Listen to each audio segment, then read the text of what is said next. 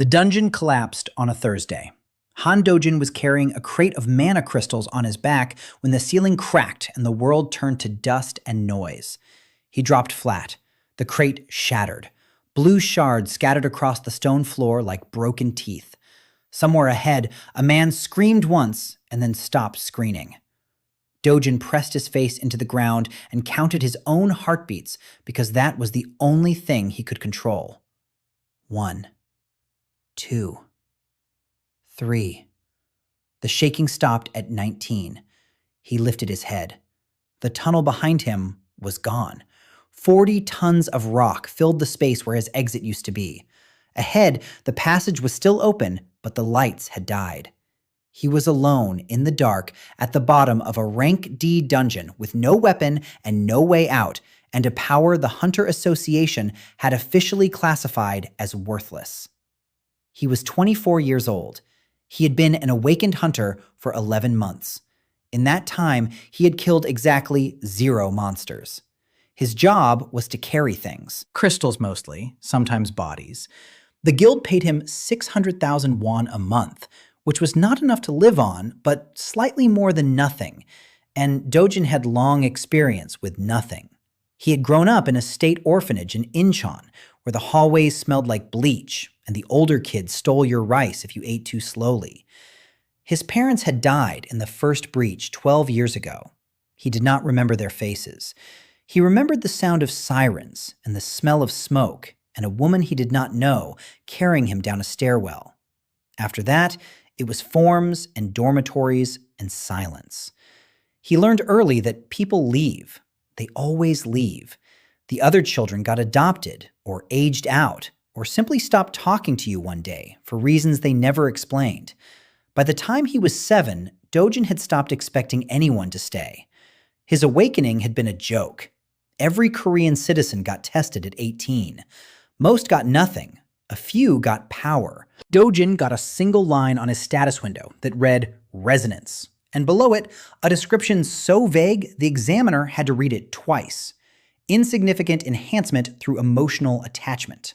The examiner had looked at him with something between pity and confusion and stamped his file E rank, the lowest, below even the combat support hunters, who could at least generate a barrier or a spark. Resonance required a bond, a real bond. Not friendship, not alliance, not contract. Something deeper. Something Dodjin had never had and did not know how to build. He was a weapon that could only be loaded by trust, and he had spent his entire life learning not to trust anyone. The association had recorded his ability as junk and moved on. Nobody studied it. Nobody cared. He was assigned to the Becco Guild, which was not really a guild at all, but a collection of E and D rank hunters who took the jobs no real guild wanted and split the scraps. Now, the scraps had buried him alive. Dodjin sat up in the dark and wiped dust from his eyes. His flashlight was dead. He reached into his vest pocket and found the backup glow stick, cracked it. Green chemical light spread across the tunnel walls and showed him exactly how bad things were. The collapse had separated him from the rest of the team. 6 hunters had entered this dungeon. 2 were probably dead. He had heard the scream and the silence after it. The other 3 were somewhere on the other side of 40 tons of rubble or already running for the exit because that is what smart people did. They ran. Dodjin would have run too if he had anywhere to run to. He stood. His back ached from the crate. His knees were scraped. He was wearing the cheapest hunter gear money could buy, a vest rated for rank E threats, which meant it could stop a goblin claw, but not much else. No sword, no shield. Carriers did not get weapons. He had his fists and a glow stick and an ability that required him to love someone to activate, and right now, he loved exactly no one. He started walking. The tunnel sloped downward. That was bad. Down meant deeper. Deeper meant stronger monsters. A rank D dungeon could hold goblins and stone beetles and the occasional shadow hound. Dodjin could outrun a goblin. He could not outrun a shadow hound. He kept walking because the alternative was sitting in the dark and waiting to die, And he had been doing a version of that his whole life, and he was tired of it. Not brave, just tired. 300 meters in, he heard breathing that was not his own. It came from a side passage, wet and ragged, and punctuated by small sounds of pain. Dodjin stopped. The smart thing was to keep walking. Whatever was making that sound was either a monster that would kill him or a person who would slow him down. Either way, the smart move was forward. He stood there for 4 seconds. Then he turned into the side passage because he had never been good at the smart thing. She was sitting against the wall with her legs stretched out and her hands pressed against her side. Blood seeped between her fingers and pooled on the stone.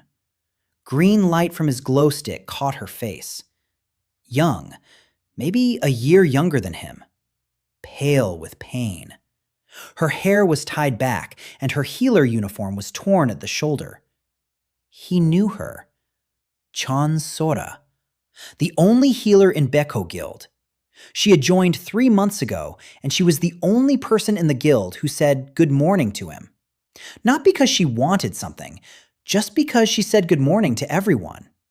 It had confused him at first. Then it had annoyed him.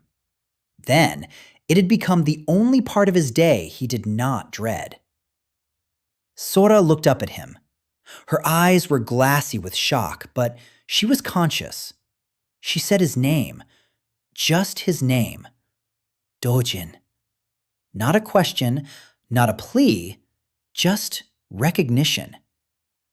You are here. I see you. He knelt beside her. The wound was on her left side, a claw mark, 3 parallel lines gouged through her vest and into the flesh beneath. Shadowhound. The beast had caught her during the collapse, and she had crawled here to hide. She was losing blood. Her healing ability worked on others, but not on herself. That was the cruelty of healer awakening. You could save everyone except yourself. Dodjin pulled off his vest and tore the lining into strips. He was not trained in first aid, but he had seen enough injuries in 11 months of dungeon carrying to know the basics. Apply pressure, bind tight, keep them talking. He pressed the fabric against her wound, and she flinched and grabbed his wrist. Her grip was surprisingly strong. He told her to hold the bandage. She nodded. He wrapped the strips around her torso and tied them as tight as he could. His hands were steady. They were always steady. That was the one useful thing the orphanage had taught him. Panic is a luxury. You panic when you are safe. Down here, there was no safe. Sora asked about the others. He told her the tunnel had collapsed. He told her he did not know who was alive. He did not lie, and he did not soften it. She deserved the truth. Her face tightened, but she did not cry. She asked which direction he was going. He said deeper because it was the only direction left. She said she was coming with him. He said she was injured. She said she could walk. He said walking would open the wound. She said staying would kill them both. He looked at her for a long moment and then offered his hand. She took it. They moved through the dungeon together, Sora leaning on his shoulder, his glow stick painting the walls green. The tunnel widened into a cavern and then narrowed again. They found the body of Park Tae-sik, who had been a rank D striker and the closest thing Beko had to a real fighter. He was face down in a pool of dark blood. The Shadowhound had torn his throat out.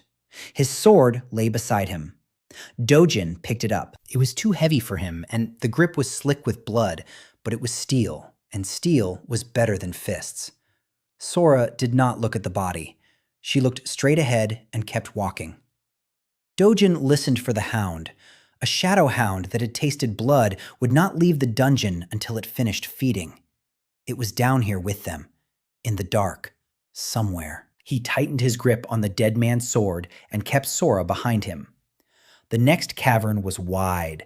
Stalactites hung from the ceiling like the ribs of something enormous. The glow stick was fading. Maybe 20 minutes of light left. After that, they would be blind. Dodjin scanned the chamber. 2 exits. One sloped up, one sloped down. Up was life. He moved toward it.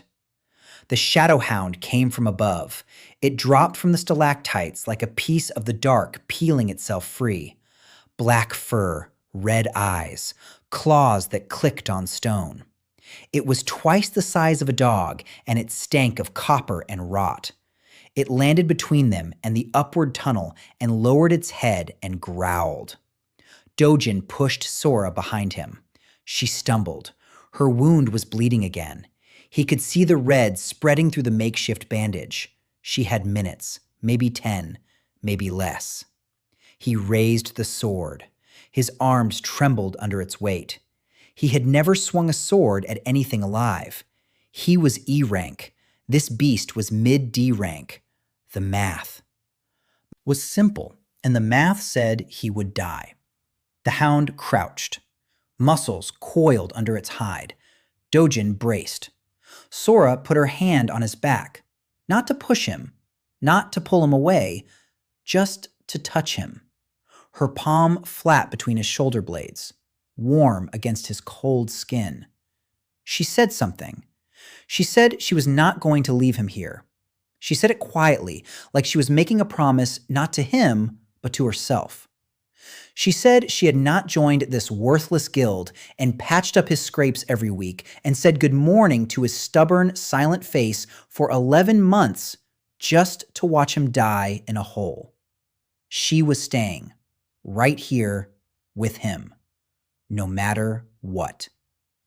Something shifted, not in the cavern, not in the air, inside him, in a place he had kept locked since he was 7 years old. A door he had welded shut with silence and distance and the absolute certainty that no one stays. He felt it open. Not all the way, just a crack, just enough for warmth to get in. His status window flickered. He had not summoned it. It appeared on its own. The line that had always read resonance inactive now read resonance active. Bond 1 established. Power multiplier ×2. And beneath it, in small glowing text, Chon Sora, trust confirmed. The change hit him like a wave. His muscles tightened. The sword that had been too heavy was suddenly just right. His vision sharpened. The dark corners of the cavern became visible. He could feel his own heartbeat, and next to it, he could feel hers. 2 rhythms, slightly offset, moving toward sync. The shadow hound lunged. Dodjin swung. The blade caught it across the jaw and sent it spinning into the wall. It hit hard enough to crack stone. The beast yelped, scrambled to its feet, shook its head. Blood sprayed from its muzzle.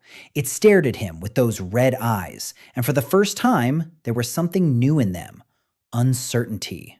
Dodjin stepped forward. He did not feel brave. He felt anchored. For the first time in his life, there was someone behind him who had chosen to stay. And that simple, stupid, miraculous fact had doubled everything he was. The hound attacked again. Faster this time. Dodjin moved. His body reacted before his mind caught up. He sidestepped the lunge and brought the sword down across the beast's spine. The blade bit deep. The hound screamed. It twisted and slashed at his legs. Claws tore through his pants and drew blood, but the pain felt distant, small. He kicked the beast back and drove the sword into its throat. The shadow hound convulsed. Its claws scraped the stone. Then it was still. Dodjin stood over it, breathing hard, blood running down his right leg, the sword dripping. His hands were still steady. Behind him, Sora slid down the wall and sat on the ground. Her face was white. Her bandage was soaked through. She looked at him and smiled. A small, tired smile that had no business being that warm in a place this dark. He went to her, knelt, checked her wound. The bleeding had slowed. She needed real medical attention, but she was alive, and the tunnel that sloped upward was clear. He lifted her. She was lighter than the crystal crate. She protested, said she could walk. He ignored her and carried her up the tunnel. The air changed after 200 meters. Fresher. He could smell rain. The exit was close. The tunnel opened onto a hillside. Gray sky, drizzle, Seoul skyline in the distance. Emergency vehicles were parked below, red and blue lights, hunters from the association. Someone with a megaphone was calling out names. Dodjin carried Sora down the hill. A medic team met them halfway. They took her from his arms and put her on a stretcher and started working. She grabbed his hand before they carried her away. She did not say anything. She just held on. 5 seconds. Then she let go and they took her. He stood on the hillside in the rain, blood on his leg, a dead man's sword still in his hand. His status window glowed faintly in the corner of his vision. Bond 1, ×2, Chon Sora. He stared at it.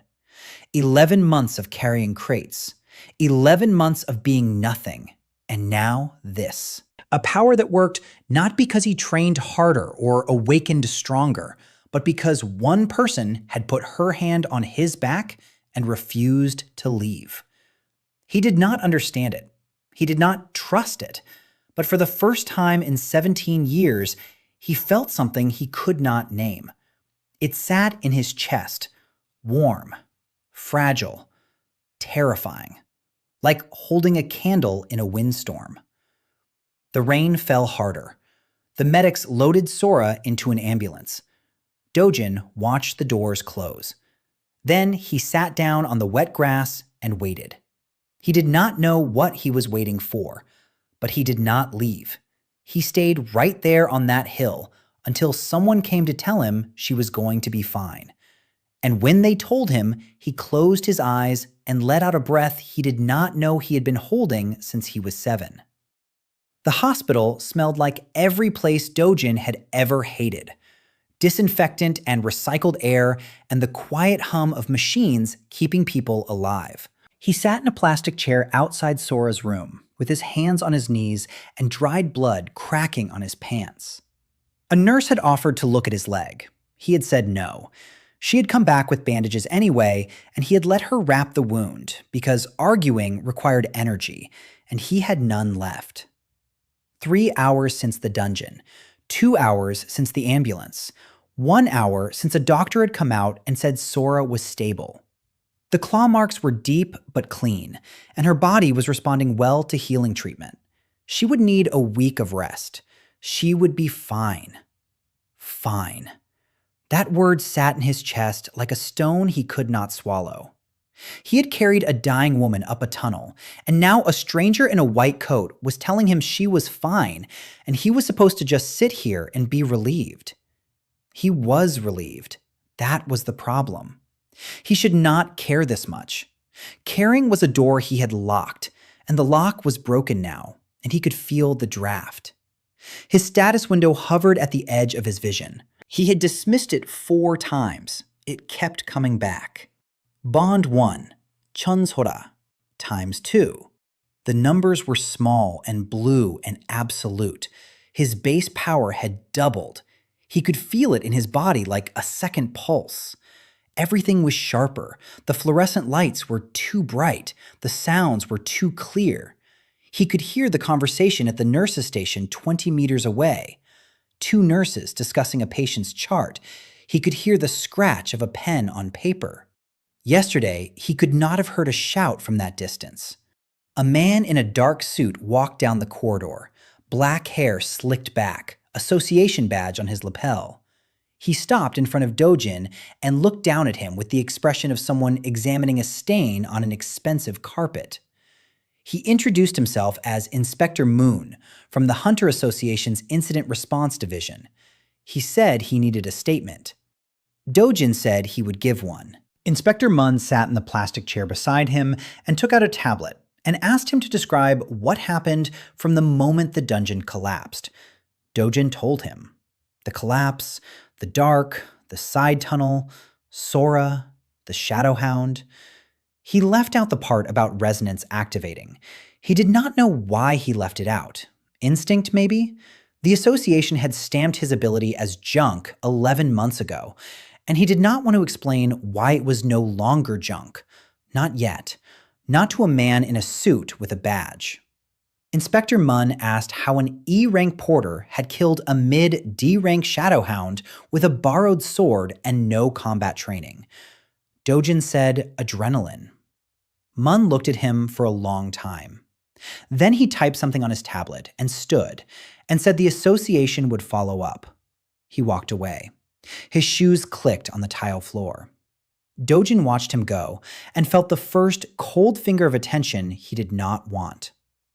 At midnight, the hospital quieted. Dodjin stood and walked to Sora's door and opened it. She was asleep. IV in her arm, monitor beeping. Her face was less pale than before. Color was returning. Her hair was loose on the pillow, and someone had cleaned the dirt and blood from her skin. She looked small in the hospital bed, smaller than she looked in the dungeon. Down there, she had seemed enormous. A hand on his back, a voice that said, "I am not leaving." Now she was just a 23-year-old woman in a hospital gown, and he was standing in her doorway at midnight like a man who did not know where else to go. He did not know where else to go. He sat in the chair beside her bed. The vinyl creaked under his weight.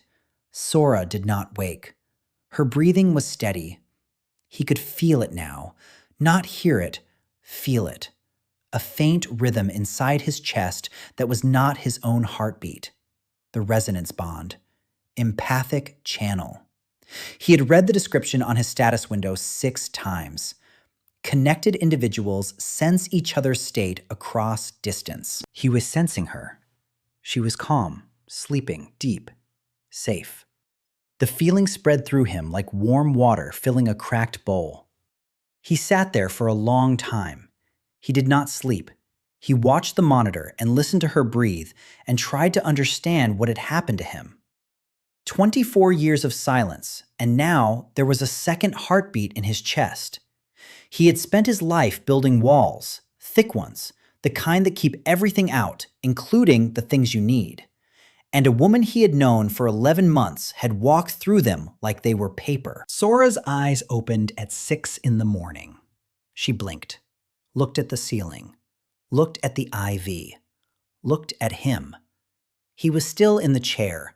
His neck was stiff and his leg throbbed, and he had not slept at all.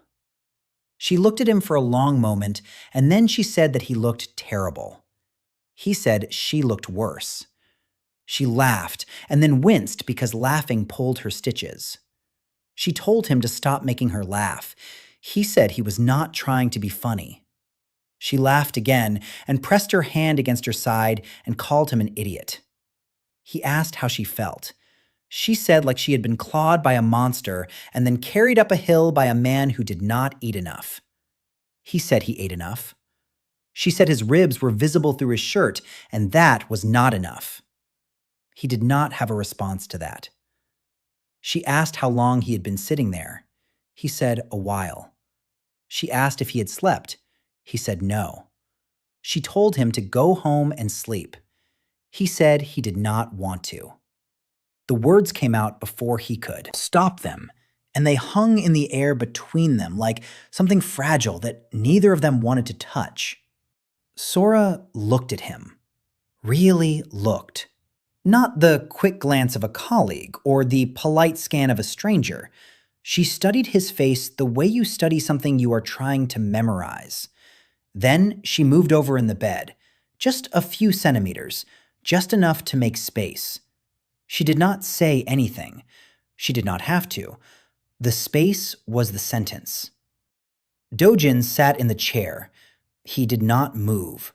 He looked at the space she had made, and he felt the resonance bond pulse between them, warm, steady, patient. She closed her eyes. After a while, her breathing slowed. She was asleep again. He stayed in the chair. He was not ready, not yet, but he did not leave. At 9 in the morning, a man arrived that Dodjin had been hoping would not come. Guildmaster Sung Pil-su of Beko Guild. Short, thick, red-faced from drinking. He walked into Sora's room without knocking and looked at Dodjin and looked at Sora and grunted.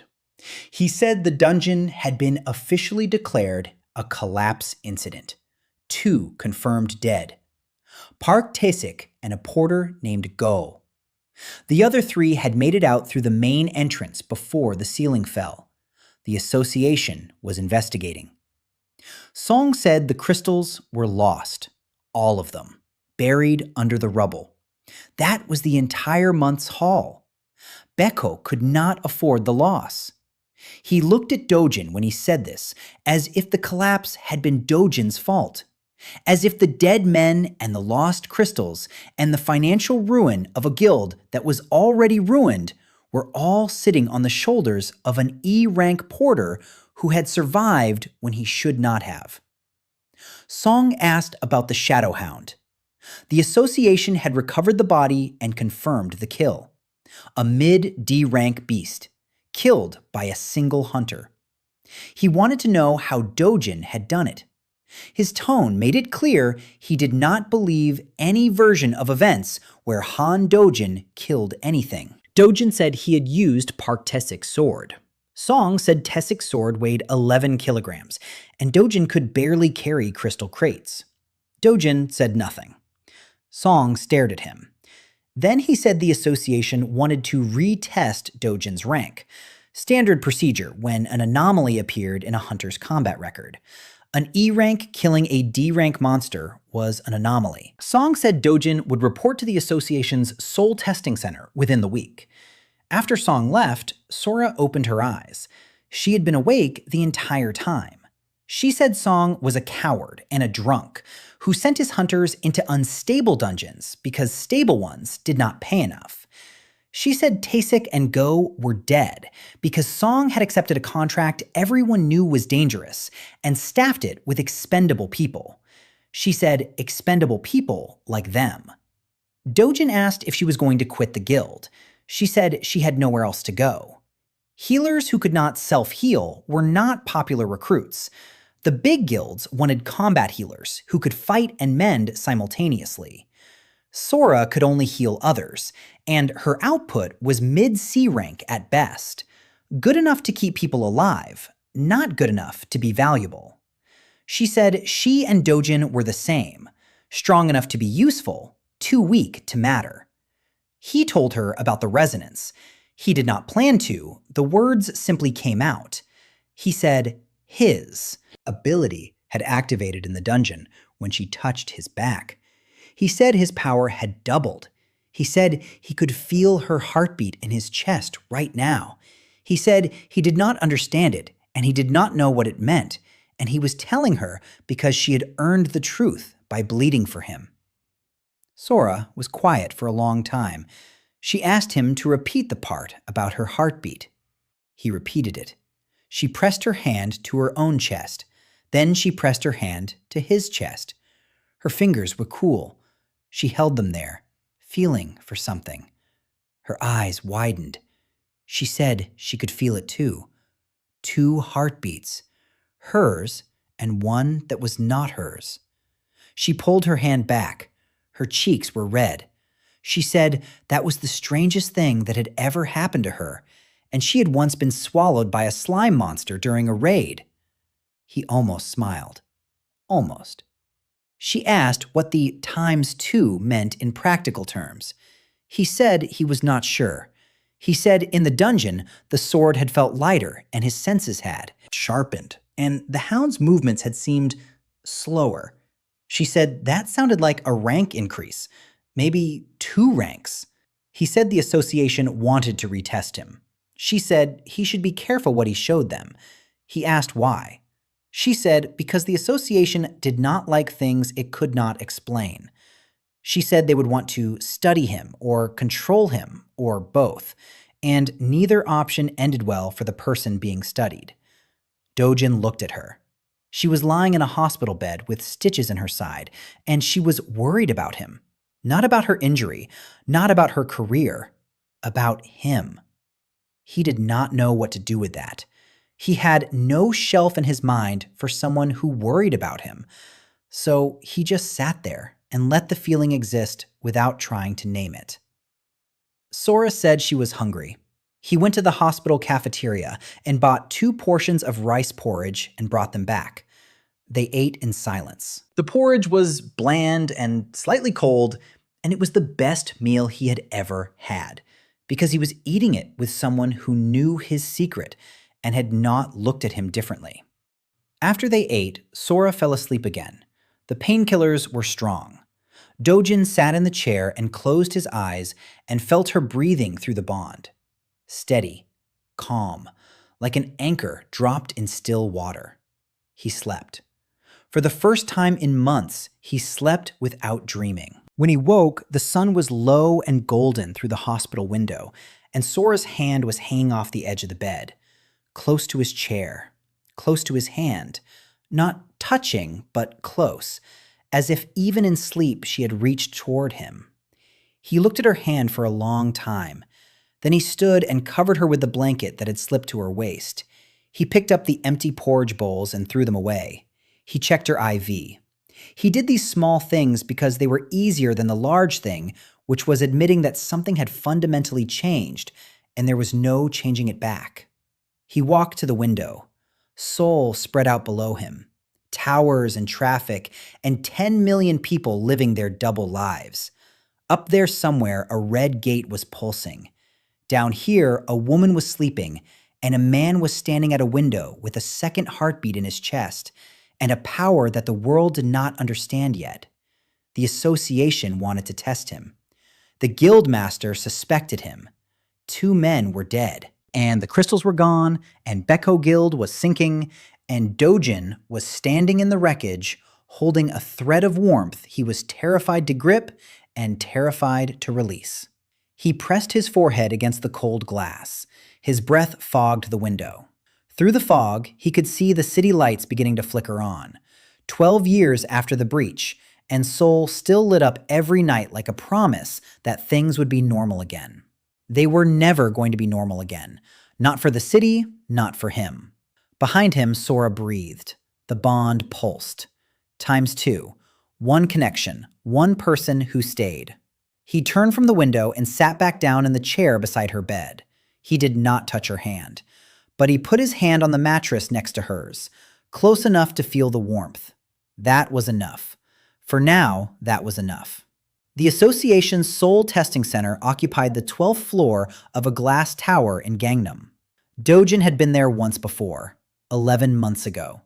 He had stood in a white room and pressed his palm against a measurement orb and watched the examiner's face shift from boredom to pity. E rank, resonance, junk, stamped and filed and forgotten.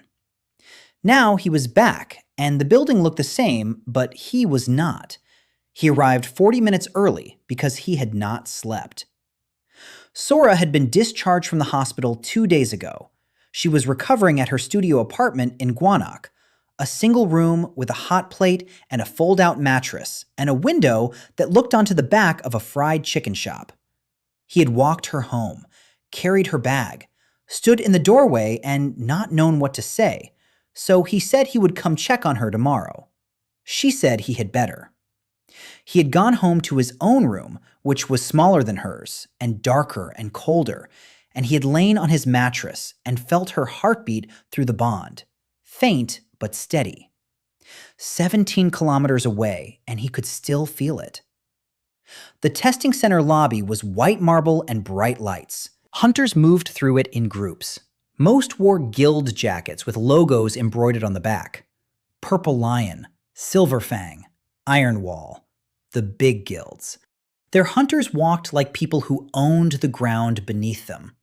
Dodjin walked like someone borrowing it.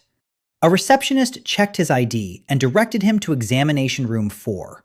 He took the elevator. The hallway on the 12th floor was quiet. Doors on both sides, each one labeled with a letter and number code. He found room 4 and knocked. A voice told him to enter. The room was the same white chamber he remembered. Bare walls, a measurement orb on a steel pedestal in the center. 2 people waited inside. One was a technician in a lab coat, female, young. She held a clipboard and did not look up when he entered. The other was Inspector Moon. Same dark suit, Same slicked hair, same expression of mild distaste. Dodjin had hoped Moon would not be here. Hoping had not helped. Moon said the test was standard. Physical output measurement, mana, density scan, combat reflex assessment. He said it would take approximately 90 minutes. He said Dodjin should perform to the best of his current ability. The way he said current made it clear he already suspected the ability had changed. Dodjin approached the measurement orb. He had thought about this. Sora's warning echoed in his head. Be careful what you show them. He had two options: show his real power and face whatever came after, or suppress it and stay invisible. Invisible was safer. Invisible was what he knew. But the association had the Shadowhound's corpse and the report from Inspector Munn, and they were not going to believe an E-rank explanation for a D-rank kill. He placed his palm on the orb. Cool glass under his skin. The orb glowed. Numbers flickered across the technician's screen. She typed, frowned, typed again, looked at the screen, looked at Dodjin, looked at the screen again. Munn walked over and stood behind her and read the numbers over her shoulder. His face did not change, but his eyes narrowed by a fraction that Dodjin caught only because his senses were twice what they used to be. The technician said C rank, upper C, bordering on B. She said that was impossible for someone previously registered as E rank. She said natural rank increases of that magnitude did not occur. 1 rank in a year of intense training was exceptional. 3 ranks overnight was not a fluctuation. It was an anomaly. Moon told Dodjin to step back from the orb. Dodjin stepped back. Moon asked how he would explain a jump from E to upper C in 11 months with no recorded training regimen. Dodjin said he did not know. It was not a lie. He knew what had caused the jump. He did not know how to explain it in terms the association would accept. Moon said they would proceed to the combat reflex assessment. The technician opened a panel in the wall and took out a practice sword. Weighted polymer. Same balance as steel, but non-lethal. She handed it to Dodjin. It felt natural in his grip. 3 days ago, he had never held a sword. Now it settled into his palm like it had always been there. The combat test used automated drones, small, floating spheres that projected low-intensity mana bolts. The technician set the difficulty to C rank. 12 drones entered the room from ceiling vents. They spread out in a circle around him. Red targeting lights tracked his body. They fired. Dodjin moved. The first bolt passed over his shoulder as he ducked. He cut the second drone out of the air with a backhand swing. The blade connected clean, and the sphere shattered. His body knew things his mind had not learned. Muscle memory that was not memory at all, but the raw enhancement of doubled physical capacity. He was not faster than a C-rank hunter. He was not more skilled. But his reflexes were clean, and his reactions were sharp, and the sword moved where he needed it to move. He destroyed 8 drones in 40 seconds. The remaining 4 adjusted formation and increased fire rate. A bolt clipped his left forearm. It stung. He rolled under the next volley and came up swinging and took 2 more out in a single arc. The last 2 circled behind him. He felt them. Not saw. Felt. A spatial awareness that hummed at the edges of his senses like a new muscle he had not known he had. He spun and slashed, and the final drone exploded in a shower of polymer fragments. Silence. Dodjin stood in the center of the room, breathing steady. 12 destroyed drones scattered around his feet. The technician stared at her screen. Moon stared at Dodjin. The technician said his reflex score placed him at B rank. Combat output, upper C. Combined assessment, B-. She said the discrepancy between his registered E rank and his demonstrated B- was the largest gap the Soul Center had recorded in 3 years. She said her recommendation was immediate reclassification and further investigation. Moon said he agreed. He said the association would reclassify Dodjin as B rank, pending a full review. He said the review would include a background investigation and an ability audit, and possibly a supervised dungeon assessment. He said Dodjin should remain available and cooperative. Dodjin asked if he was free to go. Moon said yes, but the way he said it made clear that freedom was temporary and conditional, and shrinking by the minute. Dodjin left the building.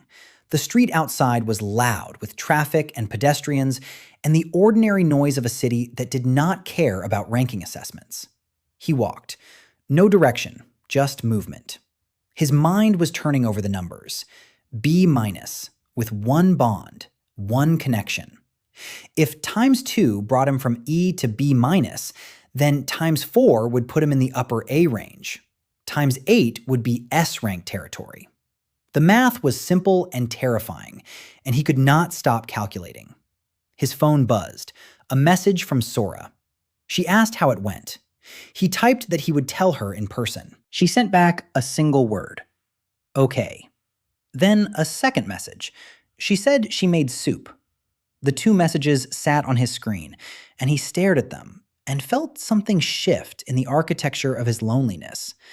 It was a small shift, the kind you do not notice until later, when you realize the building looks different and you cannot remember when the wall moved.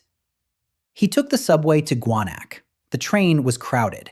He stood by the doors and held the overhead bar and watched the stations pass. At Sedang, a group of hunters boarded, young, loud, guild jackets from Silverfang. They talked about a rank A dungeon that had opened near Incheon, Red Gate, unstable. The Silverfang advance team had gone in and come out missing 2 members. The kids were nervous. They hit it with volume. Dodjin listened. Red Gate near Incheon. Incheon was where he had grown up, where his parents had died in the first breach. He felt nothing when he thought about Incheon. That was not true. He felt something, but it was buried so deep and so old that it had fossilized into a shape he could not recognize. He got off at Gwanak Station and walked to Sora's building. 5 floors, no elevator. He climbed. Knocked on her door. She opened it wearing an oversized sweater and shorts, and her hair was damp from a shower. The apartment smelled like doenjangjjigae. She stepped aside to let him in, and he entered the smallest, warmest room he had ever been in. She served the soup in mismatched bowls. They sat on the floor because she only had one chair, and it was covered in laundry. He told her about the test, E to B-, the drones, Inspector Moon, the background investigation. She listened without interrupting. When he finished, she was quiet for a while.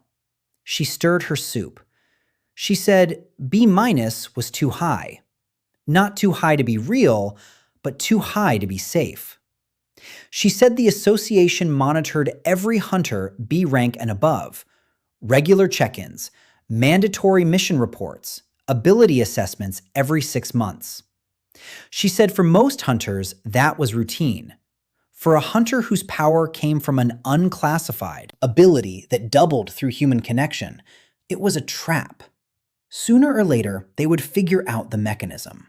Sooner or later, they would want to test it, to replicate it, to control it. Dodjin said he could not hide it forever. She said no. But he could control the narrative. He could let the association think the jump was a delayed awakening. Late bloomers existed, rare but documented. A hunter whose full power manifested months after initial awakening. It was plausible enough to buy time. He asked her how she knew so much about the association's internal procedures. She looked at him. She said she had not always been in Beko Guild. Before Beko, she had spent 2 years in a mid-tier guild called Blue Crane. Rank C operations. Decent pay, stable work.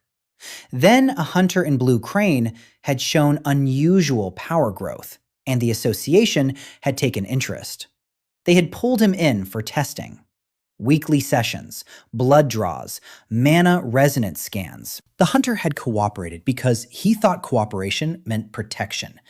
3 months later, the association had classified his ability as a potential threat and disbanded Blue Crane under Regulation 47C, asset seizure of a guild harboring an unregistered anomaly. The hunter had disappeared into an association facility. Sora had never seen him again. She said this without emotion, like she was reading a weather report, but her hand on the soup bowl was tight enough to turn her knuckles white. Dodjin understood. The association was not evil. It was a bureaucracy, and bureaucracies did not protect people. They protected systems. If Dojin's ability threatened the system, it would be contained. If it could serve the system, it would be harvested. Either way, he would stop being a person and start being a case file. He said he would be careful. She said careful was not enough. She said he needed allies, real ones, not the association and not Beko and not any guild that would sell his secret for a government contract. He needed people who would stand with him because they chose to, not because they were paid to. She looked at him when she said this, directly, without blinking, and the bond between them pulsed with something that was not words, but was louder than any word he knew. He helped her wash the bowls. They stood side by side at her tiny sink, shoulders almost touching. She washed, he dried. The rhythm was domestic and ordinary, and it terrified him more than the Shadowhound, because the Shadowhound had only threatened his body. This threatened the architecture of who he was. A man who did not need anyone. A man who functioned alone. That man was a lie, and the lie was dissolving in warm water and dish soap. Sora's phone rang. She dried her hands and answered. Listened. Her face changed. She hung up and turned to Dodjin. She said that was Guildmaster's song. Beko Guild was finished. The crystal loss from the dungeon collapse had been the final blow. Song had filed for dissolution with the association, effective immediately. All members were released from contract. She and Dodjin were unemployed. Dodjin leaned against the counter. No guild, no income, no access to dungeons. Independent hunting was illegal without guild affiliation or a freelancer license that cost more than he made in a year. He was a B- hunter with no guild and no money, and an ability the association wanted to dissect. Sora said there was one option. She had heard from a friend that a new guild was forming in Eastern Seoul. Small, independent, run by a woman named Yoon Jae-ha, who had left Purple Lion Guild under circumstances nobody talked about. The guild was called Vanguard. It was recruiting low-rank hunters. The pay was bad, and the dungeons were worse. But it was a guild license. And a guild license meant legal access to dungeons, and legal access meant survival. Dojin asked when they could apply. Sora smiled. She said she already had. She had submitted both their names that morning while he was at the testing center. He looked at her. She looked at him. She said she had a feeling they would need it. He asked if her feelings were usually right. She said always. Then she handed him a dry bowl and told him to put it on the shelf because she could not reach. He put the bowl on the shelf. His hand brushed hers on the way down. Neither of them moved away. The contact lasted 2 seconds, maybe 3. Then she turned back to the sink, and he turned back to the counter, and neither of them mentioned it. Outside the window, the fried chicken shop's neon sign buzzed and flickered. Orange light filled the small apartment. Somewhere in Gangnam, Inspector Mun was writing a report. Somewhere in Eastern Seoul, a woman named Yoon Jae-ha was building a guild. Somewhere in Incheon, a red gate pulsed near the ruins where Dojin's parents had died 12 years ago. The world was moving. Pieces were shifting. And Han Do-jin was standing in a kitchen in Gwanak with dish soap on his fingers and a second heartbeat in his chest, and the terrifying, growing suspicion that he was not going to be invisible much longer. Vanguard Guild operated out of a converted auto repair shop in Songdong-gu. The sign above the door still said Honest Motor Works in faded red letters. Someone had taped a printed sheet below it that read Vanguard Hunter Guild, provisional license number 4471. The tape was peeling at the corners. Dodjin stood on the sidewalk and looked at it, and wondered if this was rock bottom or just a rest stop on the way down. Sora stood beside him. Her side was still bandaged under her jacket. She had insisted on coming. He had insisted she stay home. She had ignored him with the calm efficiency of someone who had been ignoring stubborn people her entire life. They walked in together. The interior was exactly what a converted garage looked like when the conversion budget was 0. Concrete floor, fluorescent tubes hanging from exposed beams, a metal desk in the center that had probably held engine parts a month ago, folding chairs against the wall, a whiteboard with Dodjin schedules written in 3 colors of marker. The smell of motor oil lingered under a thin layer of air freshener that was losing the fight. 4 people were already inside. 3 hunters sat in the folding chairs, looking like they had drawn the same short straw Dodjin had. Young, tired, wearing gear that had seen better years. The 4th person stood behind the metal desk with her arms crossed and her back straight, and an expression that dared the room to waste her time. Yoon-jae-ha was 31 years old. Dodjin knew this because Sora had researched her on the subway ride over. Former Rank A hunter, 12 years in Purple Lion Guild, which was the largest and most powerful guild in South Korea. She had been a raid captain, team leader for B and A rank dungeon clears, commendations from the association, fast track to senior leadership. Then, 18 months ago, she had resigned. No public explanation, no interviews. She had simply walked out of the most prestigious guild in the country and vanished from the hunter world for a year. Now she was standing in a garage in Songdong-gu, building a guild from scratch with folding chairs and a whiteboard. She was tall, not beautiful in the way that streamers and magazine hunters were beautiful. Sharp, angular, a face built for decisions, not photographs.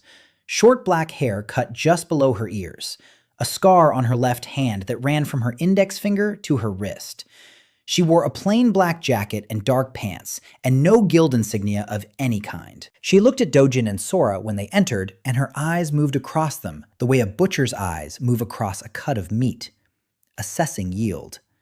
She said, "Sit down." They sat. She said her name.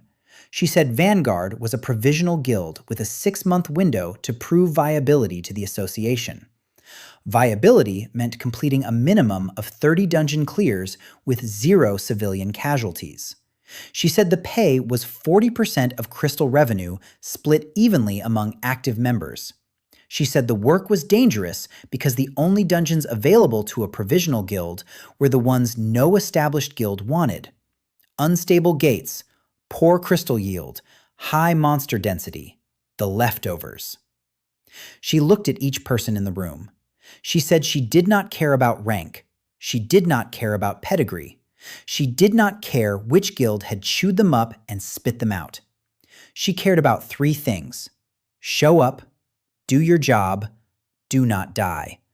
She said the last one was not optional. Dodjin watched her speak. There was something behind her words. Not anger, not bitterness, something harder and quieter. Like a blade that had been sharpened so many times, it had lost width, but not edge. He wondered what Purple Lion had done to her. He wondered what she had done to Purple Lion. He suspected both questions had the same answer. Jae-ha asked each recruit to state their name and rank and ability. The 3 hunters in the folding chairs went first. A D-rank striker named Woo Chan-sik with earth reinforcement. A D-rank ranger named Baek Ji-soo with enhanced tracking. A C-rank tanker named Oh Dae-sung with partial body hardening. Solid, but unremarkable. The kind of hunters who kept the machine running while the S ranks got the headlines. Sora went next. C-rank healer, restoration type, cannot self-heal. Jaeha's expression did not change, but Dodjin noticed her eyes linger on Sora for an extra second. Healers were rare. Healers willing to join a garage guild were rarer. Dodjin went last. He said his name. He paused. His registered rank was B- as of 3 days ago, but saying B- in this room would raise questions he did not want to answer. He said C rank, close enough to his old assessment that it would not draw attention. He said his ability was resonance, enhancement type, details classified pending association review. That last part was true. Moon's investigation had placed a temporary classification hold on his file. Jaeha looked at him. A long look. The kind that made him feel like she was reading a page he had not written yet. She asked why a C-rank enhancement hunter had been working as a porter in Baeko Guild. He said his ability had activation conditions that made it unreliable. She asked what conditions. He said it was complicated. She said she liked complicated. He said nothing. She let the silence sit for 5 seconds and then moved on. She did not push. That told him something about her. The first mission came 2 days later. A rank D dungeon in Mapogu. Unstable gate. Estimated threat level mid-D with possible spikes. The established guilds had passed on it because the crystal yield projections were poor. Jaeha took the contract because poor crystals were better than no crystals, and Vanguard needed 30 clears. They gathered at the gate site at 6 in the morning, an empty lot between a convenience store and a parking garage. The gate hung in the air like a wound in the world, purple-black, rippling. The edges crackled with mana discharge. 2 association monitors stood nearby with tablets and bored expressions. They checked Vanguard's license and waved them through. 6 hunters entered. Jaeha on point, Dae-sung as tank, Chansik and Jisoo in the middle, Sora in the rear for healing, Dodjin beside her. His role was listed as support striker, but in practice he was insurance. If things went wrong, he was the one who would get Sora out. That was not the official plan. That was his plan. The dungeon was a cave system. Low ceilings, narrow passages, water dripping from stone. The monsters were stone beetles, hard shells, weak joints. They attacked in swarms of 6 to 10 and died in swarms of 6 to 10. Dae-sung absorbed the charges with his hardened body. Chansik shattered their shells with earth-enhanced fists. Jisoo tracked movement through the tunnels and called out positions. Sora healed the scrapes and cuts that accumulated like interest on a bad loan. Dodjin fought. With ×2 active, his physical output sat comfortably in the C to B range. The practice sword from the association test was gone, but Jaeha had issued him a standard guild blade. Light, balanced, nothing special. He did not need special. He needed functional. And functional was what he got. He killed beetles efficiently and without flair. Quick cuts to the joints where shell met flesh. No wasted motion. No showmanship. He was learning. Every fight taught his body something new. The resonance amplification did not give him skill. It gave him the physical capacity to learn faster. What a normal hunter absorbed in a month of training, Dodjin absorbed in a day. His muscles remembered. His reflexes adapted. He was not talented. He was accelerated. Jaeha watched him. He caught her looking 3 times during the first hour of the clear. She was assessing him, comparing what she saw to what he had claimed. C-rank did not move like that. C-rank did not adapt that fast. She knew something was off, but she did not say anything. Not yet. The dungeon had 4 chambers. They cleared the first 3 in 2 hours. Routine, controlled, professional despite the garage headquarters and the duct-taped gear. Jeha ran a tight operation. Her commands were short and precise. She positioned her hunters like chess pieces, and they moved where she pointed because her voice carried the weight of someone who had done this 1,000 times. The fourth chamber was different, larger. The ceiling vaulted upward into darkness. A pool of stagnant water covered the floor ankle deep. And in the center of the chamber, something waited. Not beetles, something bigger. A stone golem. Rank C. 7 feet tall, arms like pillars, eyes that glowed with dull orange mana. It stood motionless in the water, like a statue that had not yet decided to become a threat. Jeha raised her fist. Everyone stopped. She studied the golem for 10 seconds. Then she turned to the team and laid out the plan. Daesung would engage and hold aggro. Chansik would target the joints. Jisoo would circle for weak points. Dodjin would flank. Sora would stay back and heal. They moved. Daesung charged. His body hardened to stone-like density, and he slammed into the golem's midsection with a sound like 2 boulders colliding. The golem staggered. 1 step back. Then it swung. Its fist caught Daesung in the chest and launched him 10 meters through the air. He hit the chamber wall and slid down. Conscious, but winded. The golem was stronger than a standard C rank.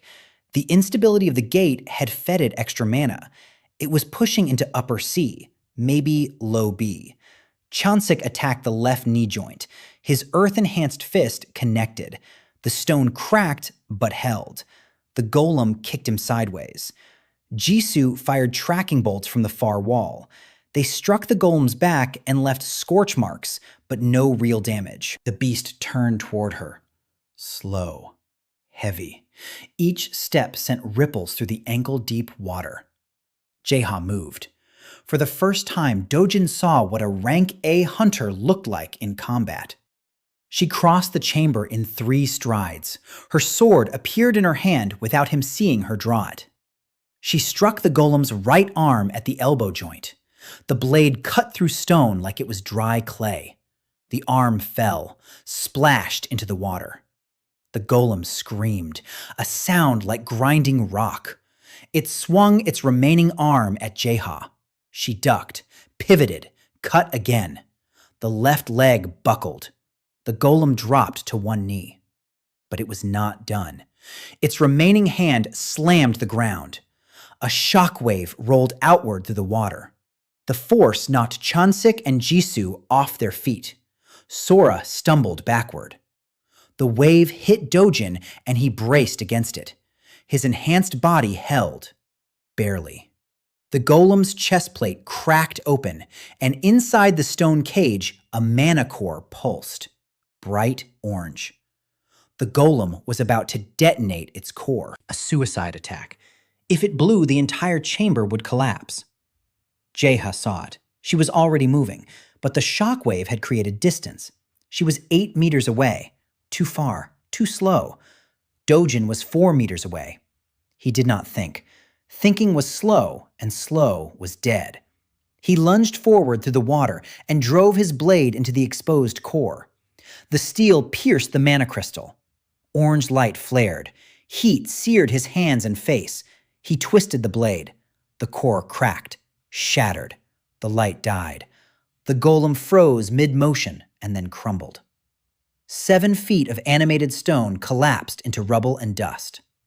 Dodjin stood in the wreckage. His sword was warped from the heat. His palms were blistered. Water and stone dust dripped from his clothes. Silence. Then Daesung whistled from the wall where he was peeling himself off the ground. Jisoo lowered her bow. Chansik stared. Sora was already running toward him. She grabbed his hands and the warm pulse of healing mana flowed into his burned skin. The blisters faded. The pain eased. She held his hands longer than the healing required, and he let her. Jeha walked over. She stood in front of him and looked at his warped blade and his healed hands and his face. She said that was a good kill. Then she said C-rank hunters did not move that fast. Then she said nothing else. She turned and ordered the team to collect the core fragments and prepare for extraction. They exited the dungeon at 11 in the morning. sunlight, traffic. A delivery driver on a scooter nearly ran over Jisoo. The mundane world reasserted itself with aggressive indifference. The association monitors logged the clear. Vanguard Guild, Dungeon number 1 of 30. Jae-ha signed the paperwork. Done. The team dispersed. Daesung and Chansik went to find food. Jisoo caught a bus. Sora waited by the gate site exit. Dodjin was about to join her when Jae-ha's hand closed around his forearm. Not hard, firm. She pulled him aside, 2 steps away from the group, close enough to speak quietly. She said she was going to ask him one question, and she wanted the truth. Not the version he had given during recruitment, not the version he was selling the association. The truth. Her eyes were steady and calm, and utterly without compromise. She asked what his real rank was. Dodjin looked at her. He thought about lying. Lying was safe. Lying was familiar.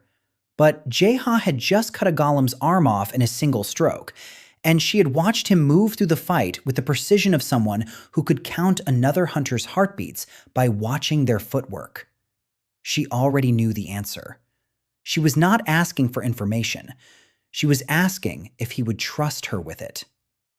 He said B-, officially. He said the real number was hard to pin down because it depended on factors he could not fully explain. She asked what? Factors. He said people. She waited. He said his ability scaled with personal connections, real ones. The more genuine bonds he formed, the stronger he became. She was quiet for a long moment. Then she said that was the most dangerous ability she had ever heard of. He asked why. She said because every guild and every government and every power broker on the peninsula would want to own the person who grew stronger through love. She let go of his arm. She said his secret was safe with her.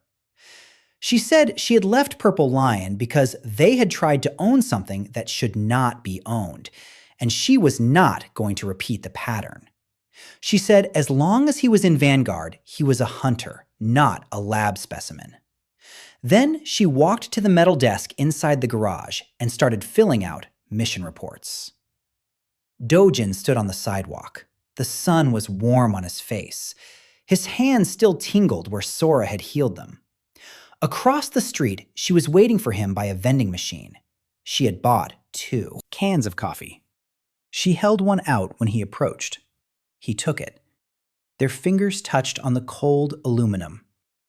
She asked what Jae-ha had said. He said she asked about his rank. Sora asked what he told her. He said the truth. Sora looked surprised. Then she looked something else. Something softer. She said that was the bravest thing he had done all day. He said killing the golem was braver. She said no. Trusting someone was always harder than fighting something. They drank their coffee on the sidewalk in Songdong-gu. Cars passed. People walked. The gate behind them shimmered and pulsed. Somewhere in Gangnam, Inspector Moon was reading the Dungeon Clear report that listed Han Do-jin as a C-rank support striker who had destroyed a C-rank golem core. Somewhere, the numbers would not add up. Somewhere, the questions would multiply. But that was somewhere. Here was a sidewalk and a can of coffee and a woman who had bought it without asking because she already knew how he took it. Black. No sugar. She had noticed. Of course she had noticed. She noticed everything. Dodjin finished his coffee and crushed the can and looked at the sky. Clear blue. No clouds. The kind of sky that made you forget about dungeons and gates and the things that crawled out of them. He took a breath and felt the bond in his chest. Steady. Warm. One connection. One anchor. It was not enough to save the world. It was barely enough to save himself. But it was more than he had ever had, and he was learning day by day to stop waiting for it to disappear. 3 weeks passed. Vanguard cleared 9 dungeons. No casualties, no failures. The routine settled into Dojin's body like a second skeleton. Wake at 5, train until 7, subway to whatever gate Jaeha had contracted. Clear, extract, report. Home by dark. Sleep, repeat.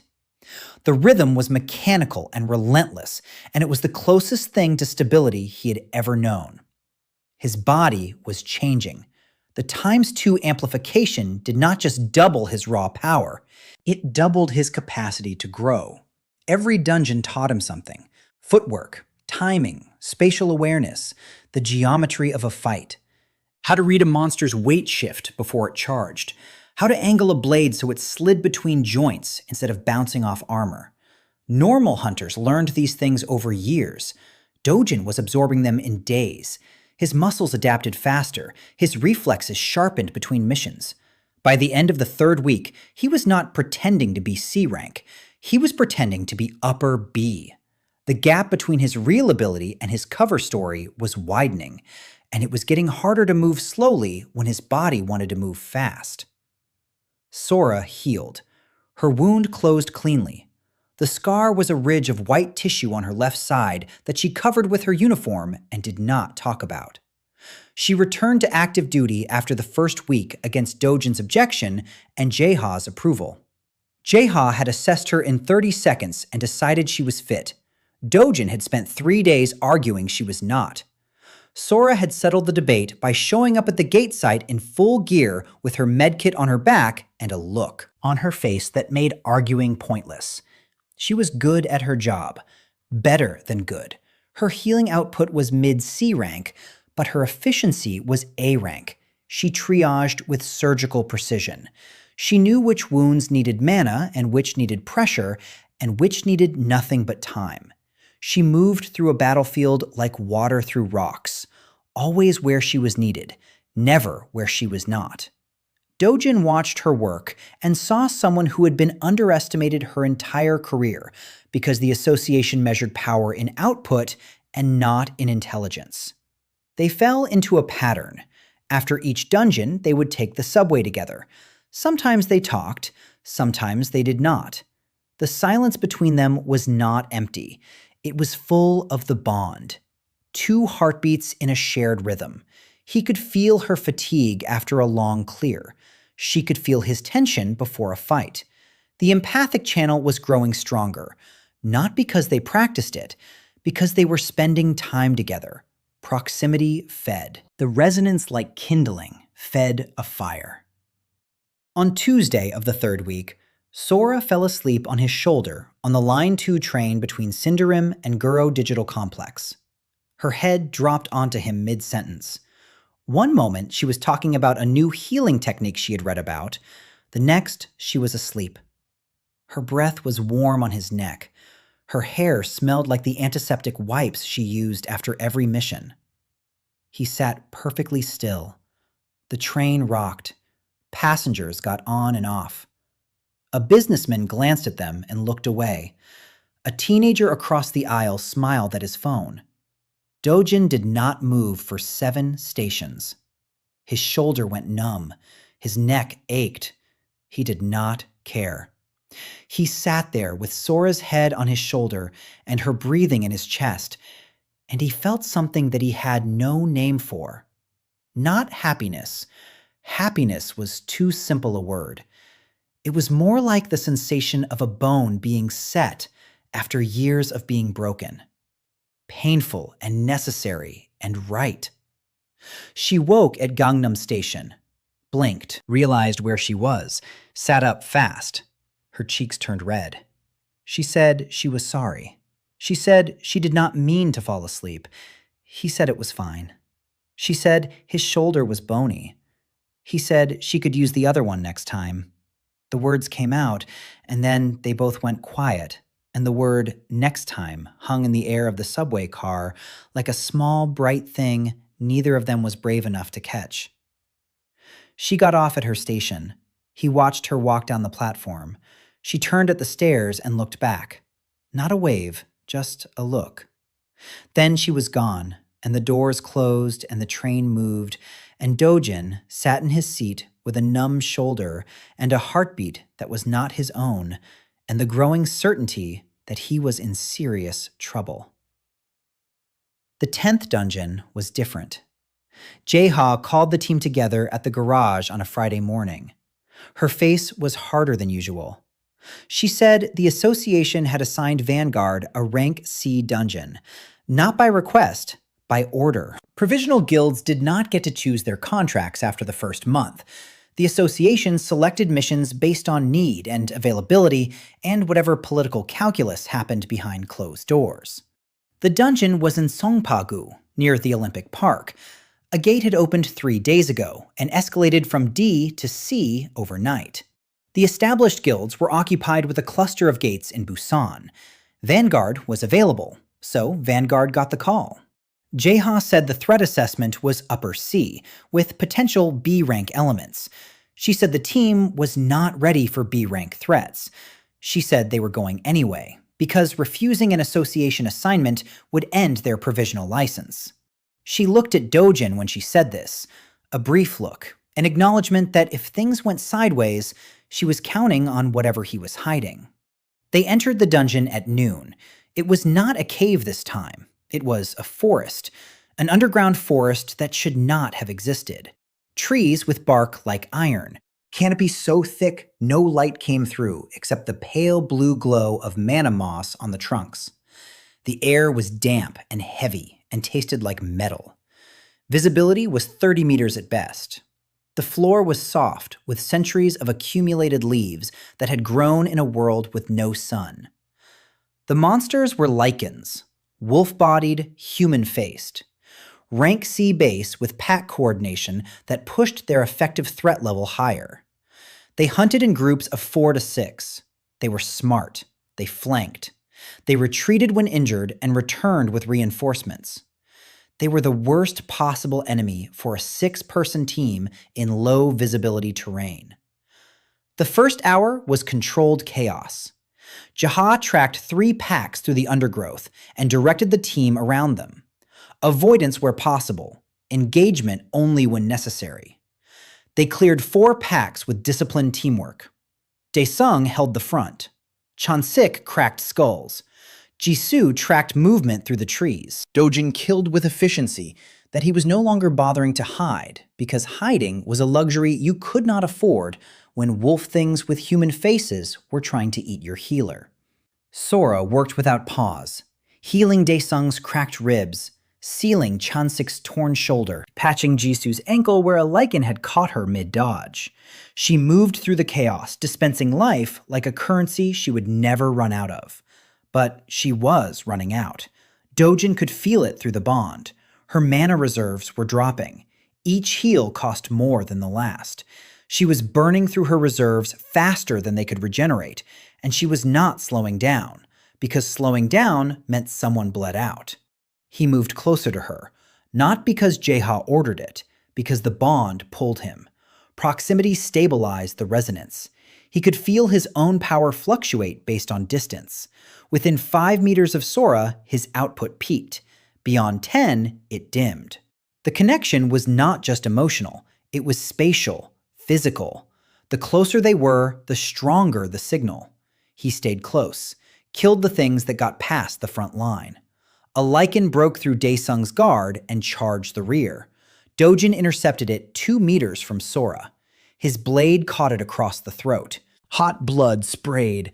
The beast collapsed. Sora did not flinch. She was already healing Jisoo, and she did not have the bandwidth to flinch. But through the bond, he felt a pulse of something.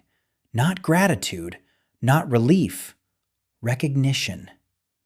You are here. I know you are here. The dungeon boss waited in the deepest grove, a lichen alpha, rank B, twice the size of the others. Silver fur matted with old blood, scars across its muzzle from fights it had won against things that were not them. It stood on its hind legs, and it was 8 feet tall, and its eyes were yellow and ancient and full of a predatory intelligence that made Dojin's stomach tighten. Jae-ha assessed the situation in 3 seconds. She said Daesun and Chansik would hold flanks. Jisoo would provide ranged support. Sora would stay back. Jae-ha and Dojin would take point. She looked at him and said nothing about rank or ability, or the fact that she was pairing a supposed C-rank hunter with herself against a B-rank boss. She did not need to. They both knew what he was. The Alpha attacked first. It moved with terrifying speed for its size. Jae-ha met it head-on. Her blade flashed. Steel met claw. Sparks rained into the dark undergrowth. She was faster, more skilled. But the Alpha was stronger, much stronger. Its raw physical power exceeded hers, and each block strike drove her backward through the dead leaves. Dojin flanked right. The Alpha sensed him, twisted. A backhand swipe that would have taken his head off. He ducked under it and cut the beast's forearm. Shallow. The fur was thick, and the hide beneath was like leather armor. The Alpha snarled. Human face. Wolf teeth. The dissonance was nauseating. It focused on Dojin. Recognized the weaker target. Lunged. Jae-ha hit it from behind, a deep cut across the hamstring. The Alpha stumbled, roared, spun, caught Jae-ha with a glancing blow that sent her skidding across the forest floor. She rolled, came up with blood on her face and her sword still in her hand. The fight lasted 4 minutes. It felt like 40. Dojin and Jae-ha traded off aggro. When one attacked, the other recovered. When one was hit, the other covered. They did not coordinate through words. There was no time for words. They coordinated through rhythm and instinct, and the kind of trust that combat either builds instantly or never builds at all. The Alpha was weakening. Blood loss from a dozen cuts. Its movements were slower, its lunges shorter, but it was not dying. The wounds were closing. Regeneration. B-rank like an Alpha's could heal mid-fight. Not fast, not fully, but enough to outlast a war of attrition. Dojin needed more power. He could feel the ceiling of ×2 pressing down on him like a physical weight. Strong enough to fight this thing, not strong enough to end it. He needed ×4. He needed a second bond. He needed something he did not have. What he had was Sora. He felt her through the bond, 30 meters behind him. Her mana was critically low. She was still healing Daesung, who had taken a slash across the ribs. She was running on fumes and willpower. And through the bond, he felt something else. Her fear. Not for herself, for him. She was watching him fight a B-rank monster, and she was terrified that she would feel his heartbeat stop. That fear moved through the bond like electricity, and something happened that he did not expect. The resonance did not increase. It stabilized. The existing ×2 locked in harder, deeper. His muscles stopped trembling. His vision cleared. His breathing steadied. The bond was not giving him more power. It was giving him all of the power he already had. No waste, no friction, pure output. He moved, faster than before, not ×4 fast, but ×2 at perfect efficiency, which was something the Alpha had not calculated for. He feinted left. The Alpha committed to the block. Dojin reversed, drove the blade upward under the beast's jaw. The steel punched through the leather hide and into the soft tissue of the throat. The Alpha's eyes widened, yellow fading to black. Dojin twisted the blade and pulled. The Alpha fell. It hit the ground with a sound like a tree falling. The forest shook. Leaves drifted down from the iron canopy. The Alpha's body twitched once and then was still. The yellow eyes closed. The regeneration stopped. Dead. Dojin stood over it. His arms shook. His lungs burned. The blade in his hand was slick to the pommel with blood that was too dark to be human. Behind him, Jae-ha climbed to her feet. She wiped blood from her face with the back of her hand and looked at the dead alpha and looked at Dodjin and said nothing for 10 seconds. Then she said, "Good. Just that. Good." The team extracted in silence. The exhaustion was total. Daesung leaned on Chansik. Jisoo limped. Sora was pale and her hands trembled from mana depletion. Dojin walked beside her, close, his shoulder against hers. She did not lean on him. She walked on her own 2 feet because she was Chun Sora, and she would walk on her own 2 feet until they physically stopped working. Outside the dungeon, the sun was setting. Orange light across Songpagu. The Olympic Park was visible in the distance.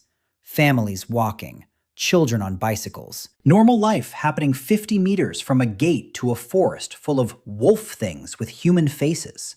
The contrast was Seoul in a single frame. The association monitors logged the clear. Dungeon 10 of 30. Jaeha signed the reports. The monitors noted the B-rank boss kill and asked which hunter had made it. Jaeha said it was a team effort. The monitor looked at her. She looked back. He wrote team effort on his tablet and moved on. The team dispersed. Dojin and Sora took the subway. Line 2 again, evening rush. The car was crowded and they stood by the doors and held the same overhead bar. Their hands were 15 centimeters apart on the metal pole. His right, her left. The train rocked. The gap between their hands closed by a centimeter. Then another. Neither of them moved deliberately. The train did it. The motion. The crowd. Physics and proximity doing what neither of them had the courage to do consciously. At Sora's station, she got off. He stayed on. The doors closed. Through the window, he saw her on the platform. She raised her hand. Not a wave, just her palm open. He raised his. The train pulled away.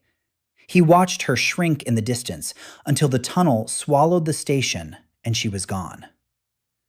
He rode 3 more stops to his apartment in Guro. 1 room, no furniture except a mattress and a folding table. He had not bought anything else because buying things meant planning to stay, and he had never planned to stay anywhere. He sat on the mattress and pulled off his boots and felt the bond pulse in his chest. Steady. 17 kilometers south. She was home. She was safe. She was probably making ramyun and standing at her tiny counter and humming something off-key because she always hummed after missions. He could not hear it, but he could feel the calm in her that meant she was doing something small and ordinary and good. He lay back on the mattress. The ceiling was cracked, water stains in the shape of countries that did not exist. He stared at them and thought about the alpha's eyes going dark and the sound it made when it fell, and the way Sora's fear for him had traveled through the bond and turned into something that made him stronger. Not more powerful, stronger. There was a difference.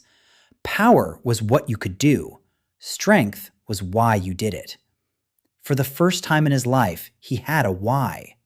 It was sleeping in a studio apartment in Gwanak with a scar on her side and a habit of buying him coffee without asking.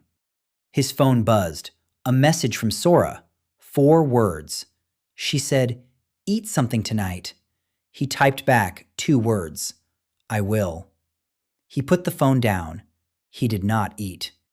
He fell asleep with his boots half off and the lights still on, and the faintest trace of a smile on a face that had forgotten how to wear one. The woman appeared on a Wednesday. Vanguard was clearing a rank C ice cavern in Yeongdeung-po-gu.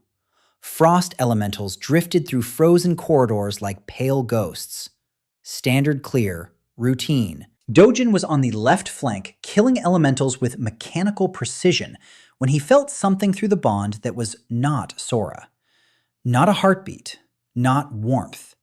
A chill. A pressure at the edge of his awareness, like someone standing behind him in a dark room. He turned. Nothing. Empty corridor. Blue ice reflecting his own face back at him. The feeling returned after the clear. He stood outside the dungeon in gray afternoon light and scanned the street.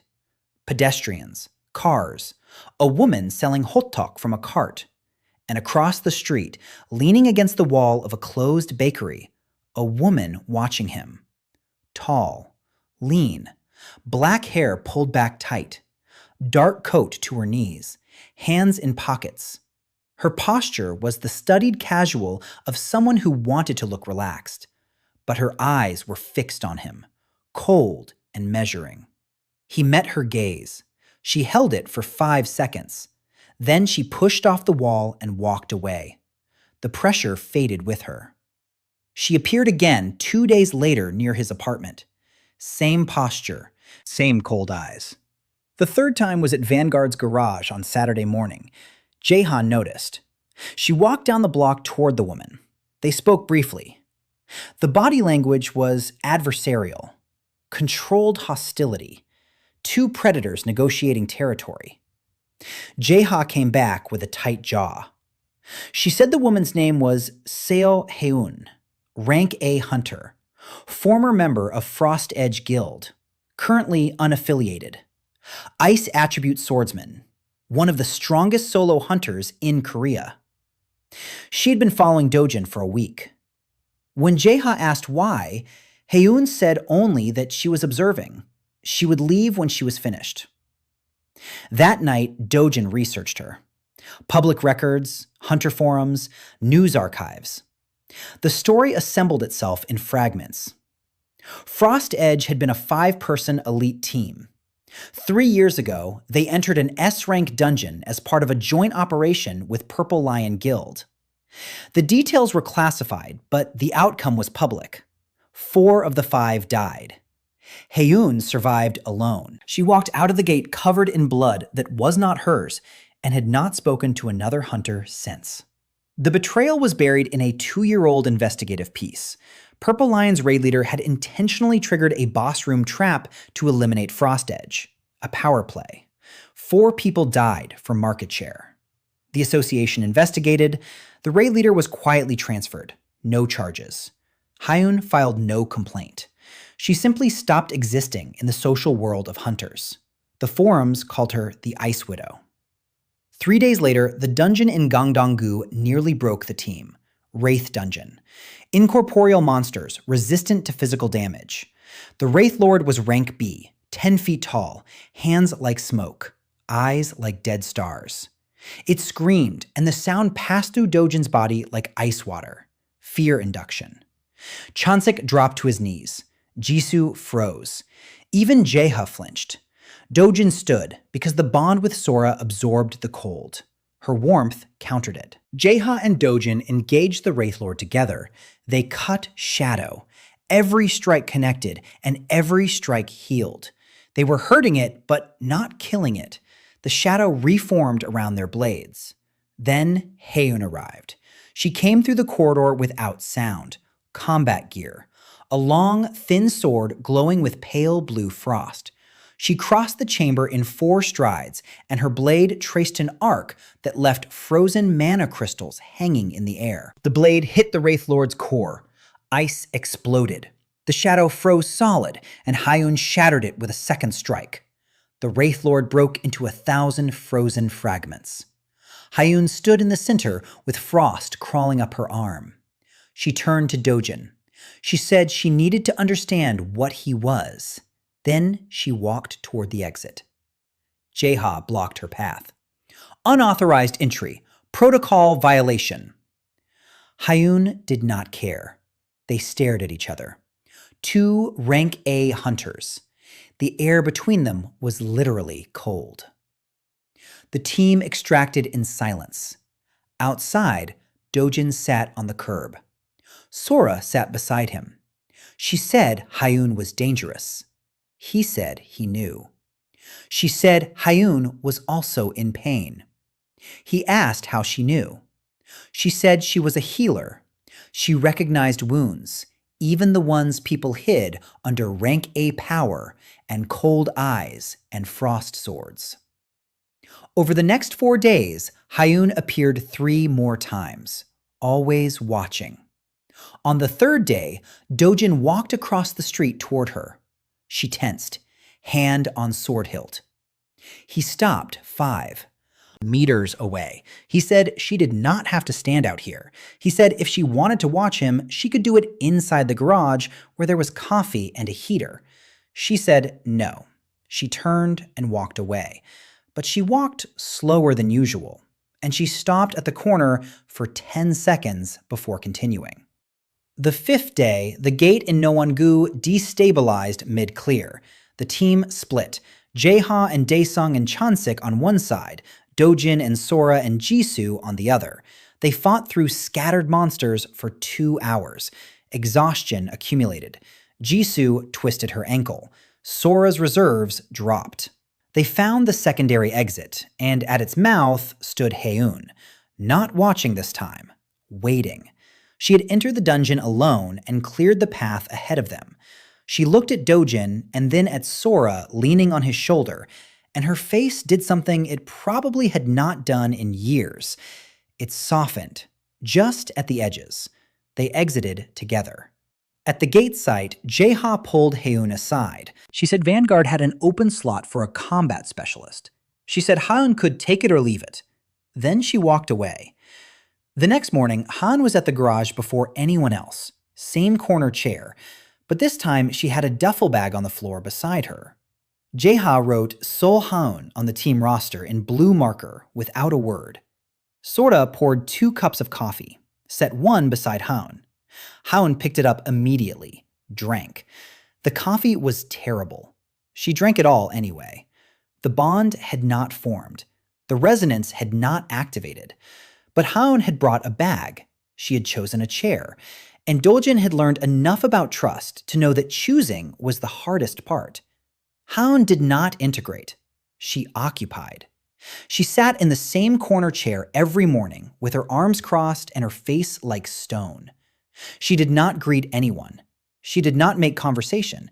She drank the coffee Sora placed beside her and studied the whiteboard and existed in the garage the way a boulder exists in a river. Present, immovable, affecting the current without joining it. But she was changing. On the 3rd day, she told Jae-ha about a hidden crystal deposit behind the boss room in Mapo-gu Ice Caverns. On the 4th day, she brought a thermos, and after a pause that Dodjin measured at 11 seconds, she poured a second cup and set it beside Sora. Sora picked it up without making eye contact. The exchange was invisible to anyone not watching. Dodjin was watching. The sparring started on day 5. Haeun appeared in the parking lot behind the garage at dawn, sword drawn. She looked at Dodjin and waited. He picked up his blade. She dismantled his guard in 4 seconds and put her blade to his throat. Then she stepped back. Reset. Came at him again. Slower. Teaching speed. She was showing him the gaps where ×2 enhancement masked poor technique. She hit him when he dropped his guard, swept his legs when his footwork slipped. She was not kind, but she never cut deeper than training required. They sparred every morning. Dawn in the parking lot, steam rising from asphalt. After each session, she would nod once and walk inside. The nod was her vocabulary. It meant you are less terrible than yesterday. The Chimera dungeon changed everything. Rank C gate in Nowon-gu. Beast den. The boss was rank B. Lion body, scorpion tail, wings that should not have worked, but did. It caught Taesung in its claws and threw him into a wall. Chansik went down to tail venom. Jisoo's tracking bolts bounced off the hide. Jae-ha engaged airborne, but the Chimera had altitude advantage. Dodjin fought beneath it, cut at legs and tail when it dove low. The Chimera learned his timing after 3 exchanges. Its tail caught him across the back. He hit a pillar. Ribs cracked. Pain whited his vision. Sora was at his side in seconds, healing mana flooding into his bones. The Chimera saw the healer move to the fallen striker. It recognized the pattern. Kill the healer. It folded its wings and dove straight at Sora. Dodjin could not get up fast enough. Jae-ha was too far. 3 meters from Sora. 2, 1. Ice erupted from the floor. A wall 6 inches thick and 10 feet tall crystallized between the Chimera and Sora in the space between heartbeats. The beast hit the wall at full speed, cracked the ice but bounced off, stunned. Haeun stood in the chamber entrance, sword drawn, frost crawling up her arms to her shoulders. Her face was not stone. Her face was fury, cold fury, the kind that freezes the air in your lungs. She attacked the Chimera with surgical violence. Every cut trailed ice. Every wound froze shut. The Chimera could not heal what was already frozen. She severed a wing. The beast crashed. She severed the tail. She drove her sword through its skull. Silence. Haeun stood over the dead Chimera, breathing hard. Frost covered her arms and neck. She looked at Sora. Sora was still kneeling beside Dodjin. She looked back at Haeun. Haeun's mouth opened, then closed. She could not say what she was feeling because 3 years of silence had erased the vocabulary. Sora stood up, walked across the chamber, stopped in front of Haeun, said thank you. Haeun said she did not do it for her. Sora said she knew. Then Sora took Haeun's shaking hands and held them, the healer's warmth against the swordswoman's cold. Haeun flinched. Her first instinct was to pull away, but Sora's grip was gentle and she was not letting go. 15 seconds. Haeun stopped shaking. Her eyes were wet. Not crying, not quite. The ice in them was melting and the water had to go somewhere. Dodjin felt it from across the chamber. Not a bond, not yet, but somewhere in Haeun's foundation, a single stone had loosened, a single point of warmth in 3 years of frost. After the clear, Dodjin told Haeun the truth about resonance. All of it. The bond, the doubling, the empathic channel. She listened without expression. Then she said 2 things. First, his ability was a liability. Every bonded person became a target. Second, it was the most powerful thing she had ever encountered. Not the multiplier, the requirement. An ability that only grew through genuine connection was the antithesis of the hunter world's lone wolf mythology. Strength came from people, from trust, from the terrifying vulnerability of letting someone matter. She said this with flat delivery, but her hands were clenched on her knees. She was not just analyzing his ability, she was confronting it. The resonance required exactly what she had sworn never to allow again. She stood up and left without another word. Sora said she would come back. Dodjin asked how she knew. Sora said because Haeun had not taken her duffel bag. She came back 3 hours later, sat in her chair, drank coffee, did not mention the conversation. The next morning, she was in the parking lot at dawn, sword drawn, waiting. Chapter summary. Haeun gradually integrates into Vanguard through small gestures and daily sparring sessions with Dodjin. During a Chimera boss fight, she creates an ice wall to save Sora and kills the B-rank beast. Sora holds Haeun's shaking hands afterward, cracking her emotional armor. Dodjin tells Haeun the full truth about resonance, and she recognizes both its power and its vulnerability. Key details. Haeun's combat power significantly strengthens the guild. Her emotional walls are weakening, but the resonance bond has not yet activated because trust is not yet genuine enough. The kiss happened on a Thursday. Not with Haeun, with Sora, the first one. Vanguard had cleared Dungeon 14 that afternoon. Clean, no injuries, routine. After the clear, Dodjin and Sora took the subway to Gwanak. This had become ritual. Her apartment had food and warmth and the smell of something cooking. His apartment had a mattress on a floor. The choice was not difficult. She made kimchi jjigae. He sat on the floor and watched her cook. 6 weeks of proximity. 6 weeks of subway rides and shared meals, and her head on his shoulder and his hand near hers. The distance between them was no longer measured in centimeters, but in courage. They ate. She talked about a healing technique she was developing, a way to channel mana through the resonance bond to amplify her output. When she healed Dodjin, her efficiency doubled. The bond was not just making him stronger, it was making her better. Symbiosis. She talked with her hands when excited, chopsticks waving. She had a grain of rice on her cheek. He reached over and brushed it off, his thumb against her skin. She stopped talking. He stopped breathing. They looked at each other across 2 bowls of jjigae, and the distance collapsed. The kiss was brief, soft, clumsy. His lips on hers, her hand on his knee. 3 seconds. She pulled back, eyes wide, cheeks red. She said she was sorry. He said she should not be. She said she needed to wash dishes. She went to the sink and stood there with the water running and her back to him. He walked to the sink, stood beside her. She was not washing dishes. She was holding a bowl under the water and staring at it.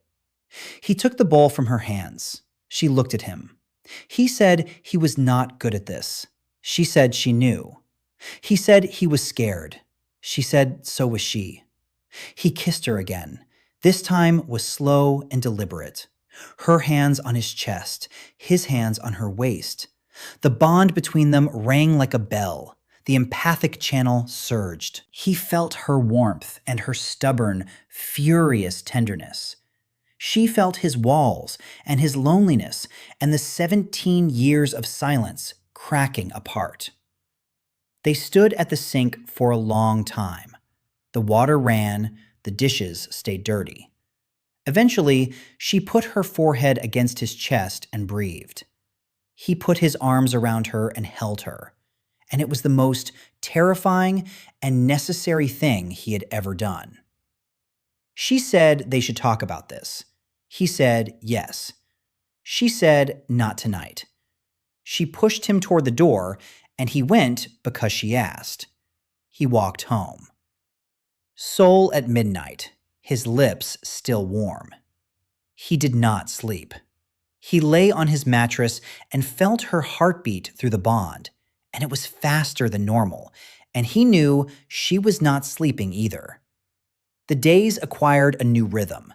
Dungeons, subway, her apartment. They did not define what they were.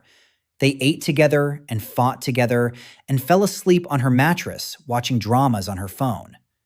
She fell asleep first, always. She curled against his side and gripped his shirt like an anchor. He would lie there with 2 heartbeats and think about how the strongest force in his life was a woman who burned rice and hummed off-key. Physical closeness amplified the bond. When she slept beside him, his output increased 10% above base times 2. When she held his hand, the empathic channel sharpened. When she kissed him, the resonance rang so clearly he could feel the edges of her thoughts. Not words, impressions. The shape of her care for him. Hyun noticed the power fluctuations. After a dungeon where Dodjin moved with unusual fluidity, she confronted him in the garage. She said his output spiked when the healer moved closer. She wanted an explanation. Dodjin looked at Sora. Sora looked at Dodjin. He told Hyun everything. The bond, the proximity effect, the amplification through emotional closeness. Hyun was quiet a long time. Then she said his ability was a liability because bonded people became targets, and it was the most powerful thing she had encountered. Not the multiplier, the requirement. The world worshipped strength through isolation. His ability said that was a lie. She stood up and left. She came back 3 hours later, did not mention it, drank coffee. The next morning, she sparred with him harder than ever, hit him when he dropped guard, drove him into asphalt when he overcommitted, but she never cut him. After the session, she nodded once. Acceptable. 2 weeks after the kiss, Dodjin woke in Sora's apartment, with her curled against his chest and a message from Jae-ha buzzing on his phone. Emergency meeting, garage, now. He untangled himself. She groaned, pulled the blanket over her head, then threw it off and got up because Sora did not stay in bed when there was work. They arrived at 7. The dungeon schedules on the whiteboard had been erased. In their place, a single word in red marker: Incheon. Jaeha said the red gate near Incheon had escalated. Rank A, anomalous mana signature the association could not classify. Estimated breach in 72 hours. The established guilds were mobilizing. Vanguard was not invited. Jaeha was going as a volunteer, rank A. She said the team should stay in Seoul. Dodjin said he was going.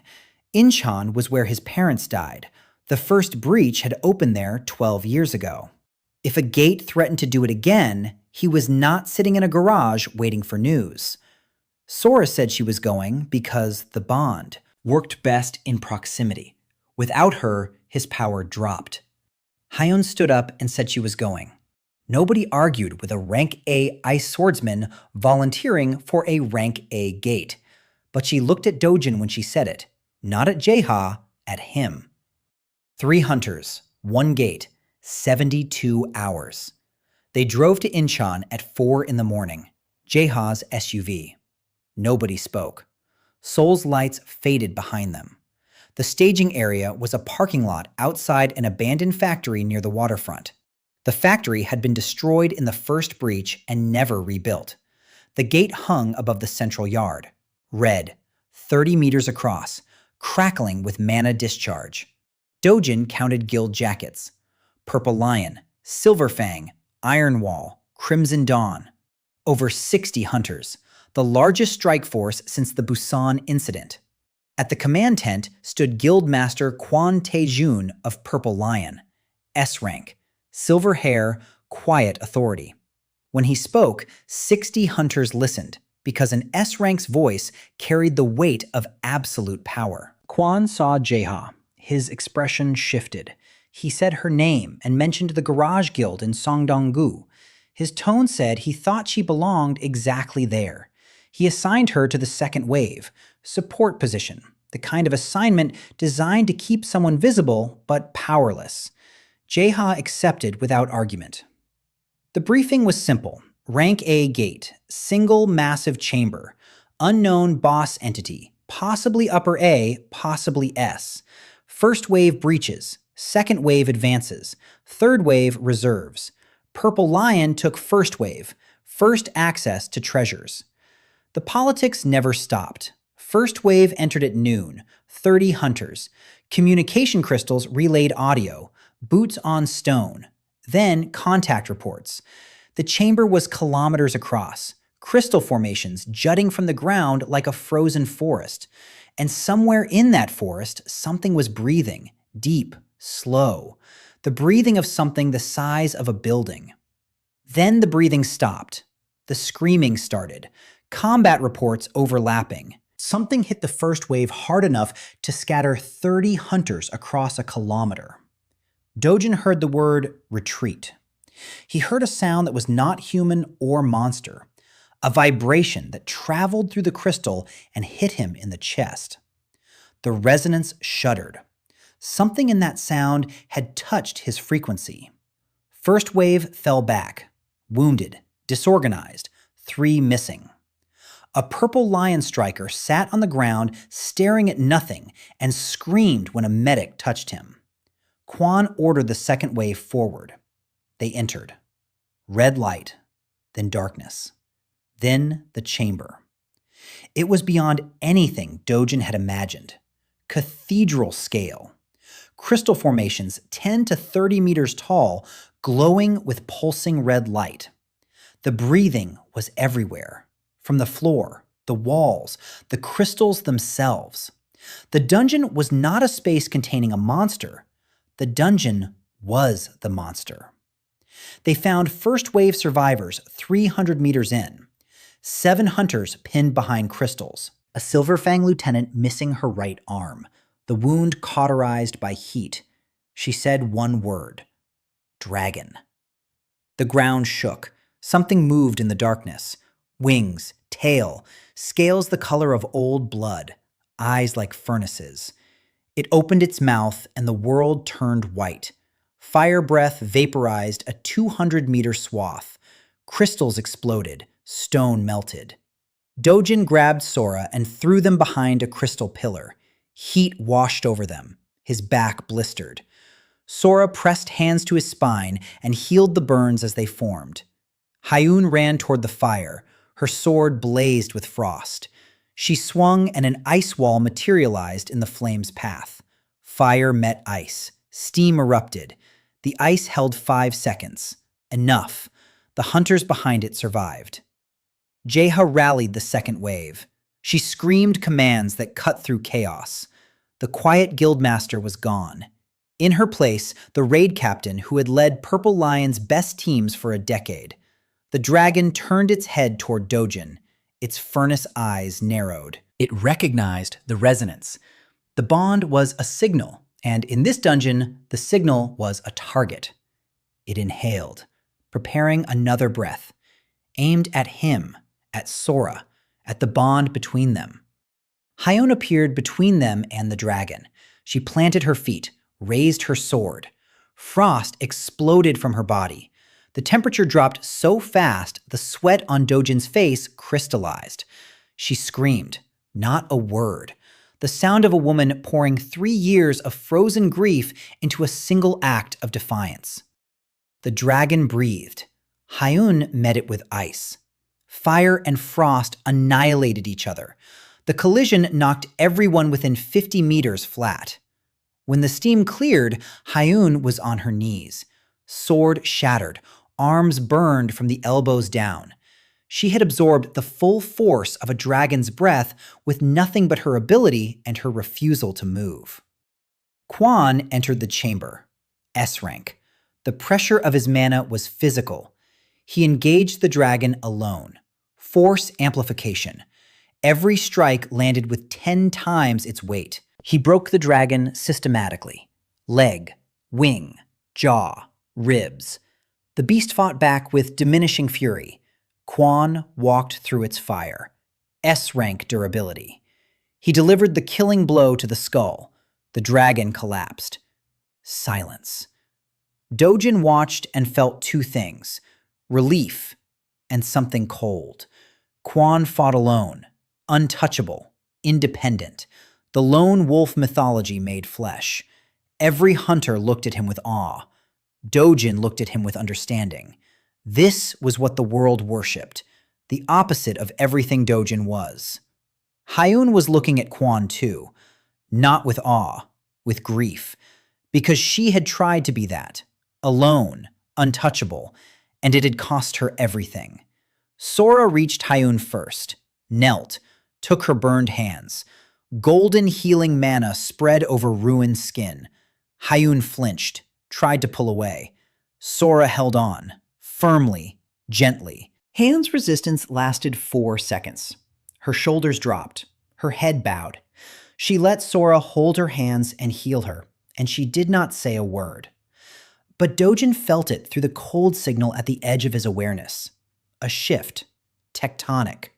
The wall of ice was not cracking. It was melting. From the inside. The aftermath of Incheon lasted longer than the battle. They returned to Seoul in the gray light of early morning. Halen sat in the back seat with her arms wrapped in field bandages that Sora had applied over the healed burns.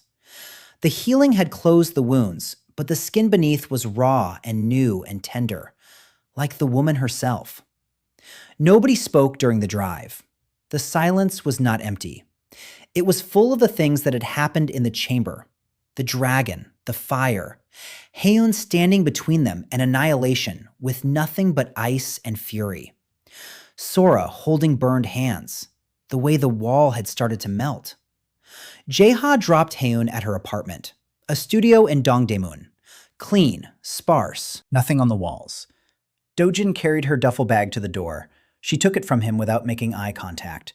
She said she did not need help. He said he knew. He left. But standing at her door, he felt the cold signal pulse, closer than it had ever been. Not warm, not a bond, but closer. 3 days passed. Hyun did not come to the garage. Her chair sat empty. Sora placed coffee beside it each morning anyway. By noon, the coffee was cold and untouched. On the 4th morning, Dojin went to her apartment. He knocked. No answer. He knocked again. He said her name. Silence. He sat down in the hallway outside her door. He sat there for 2 hours. At the end of the second hour, the door opened. Hyun stood in the doorway. She looked terrible. Pale. Dark circles under her eyes. She had not slept. She had not eaten. The raw skin on her arms was red and tight. She looked at him sitting on the floor of her hallway, and her expression was the most complicated thing he had ever seen on a human face. Anger and exhaustion, and something fragile underneath both. She said she did not ask him to come. He said he knew. She said she did not need anyone. He said he knew that too.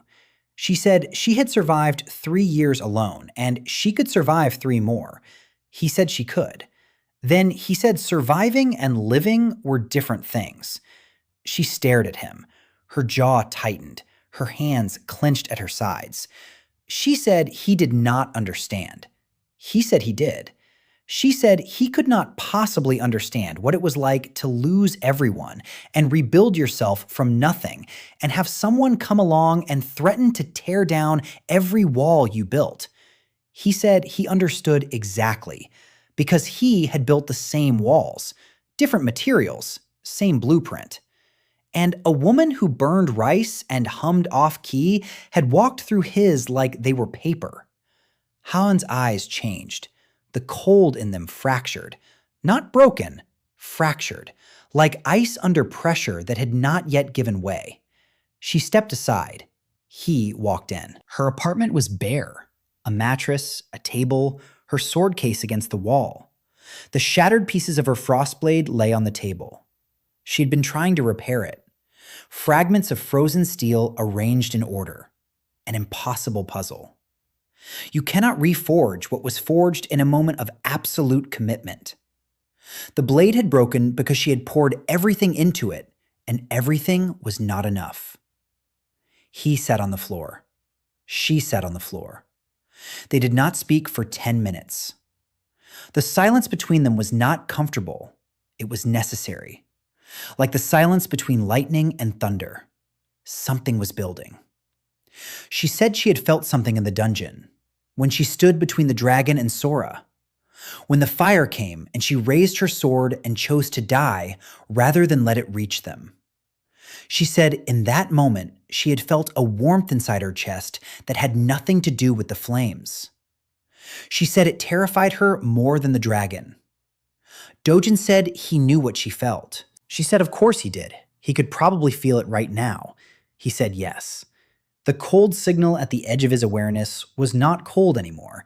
It was cool, thawing. She asked what it meant. He said it meant she was choosing. She said she had not chosen anything. He said choosing did not always feel like choosing. Sometimes it felt like melting. She looked at him, long, unblinking. Then she leaned forward, not toward him, toward the space between them. She closed her eyes. Her breathing slowed, and Dodjin felt the signal shift. The frequency that had been static for weeks tuned one increment closer. Not a bond, not yet, but the ice between the signal and the connection was thinner than a blade. He did not move. He did not reach for her. He sat on the floor of her empty apartment and he waited. Because So-heon did not need to be pulled. She needed to know the door was open and the person on the other side would still be there when she walked through. After 20 minutes, she opened her eyes. She said she was hungry. He said he would cook. She said he could not cook. He said he could make ramyeon. She said ramyeon was not cooking. He said it was food, and she needed food, and she could criticize his technique while she ate. The corner of her mouth moved. Not a smile, not yet, but the place where a smile would go. A reservation. A promise that the expression might arrive someday if conditions were met. He made ramyeon in her kitchen. She sat at the table and watched. She said he was using too much water. He said he was not. She said the noodles would be soggy. They were soggy. She ate them anyway. All of them. When he left her apartment that evening, the cold signal followed him home. 17 kilometers. It did not fade. It stayed, present, warming, like a frequency that had decided to keep transmitting. He lay on his mattress that night and felt two signals in his chest. Sora's heartbeat, warm, steady, home, and Haeun's frequency, cool, uncertain. Moving closer with the terrifying slowness of a glacier that had chosen to walk toward the sun.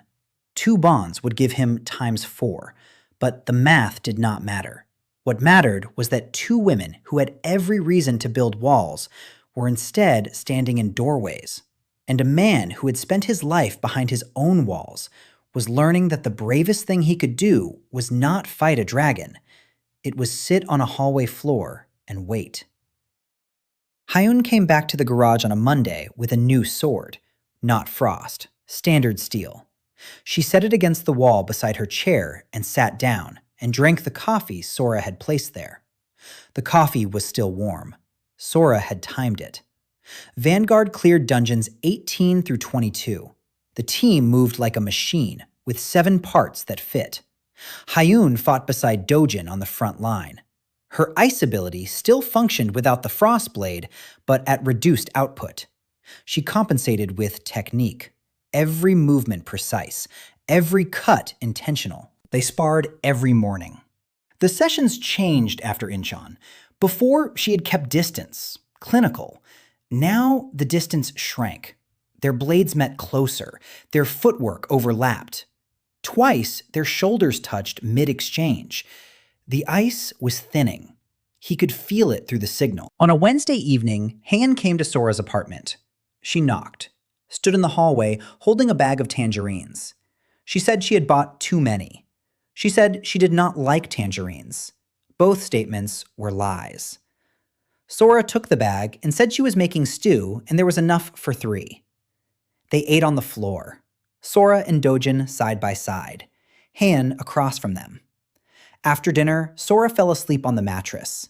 Dodjin covered her with the blanket. Han sat by the window, looking at the neon sign of the fried chicken shop below. He sat beside her. She said she dreamed about them, the 4 who died. She said they came to her at night and they did not blame her. That was the worst part. If they blamed her, she could carry the guilt like a weapon. But they just looked at her, waiting for her to do something she had not done yet. She said she knew what they were waiting for. They were waiting for her to live. She turned to him. Her eyes were clear. No ice, no walls. She leaned forward. Her forehead touched his shoulder. She did not speak. She did not cry. She just rested there. The weight of someone setting down a burden they had carried alone for too long. The signal locked. A click. Quiet.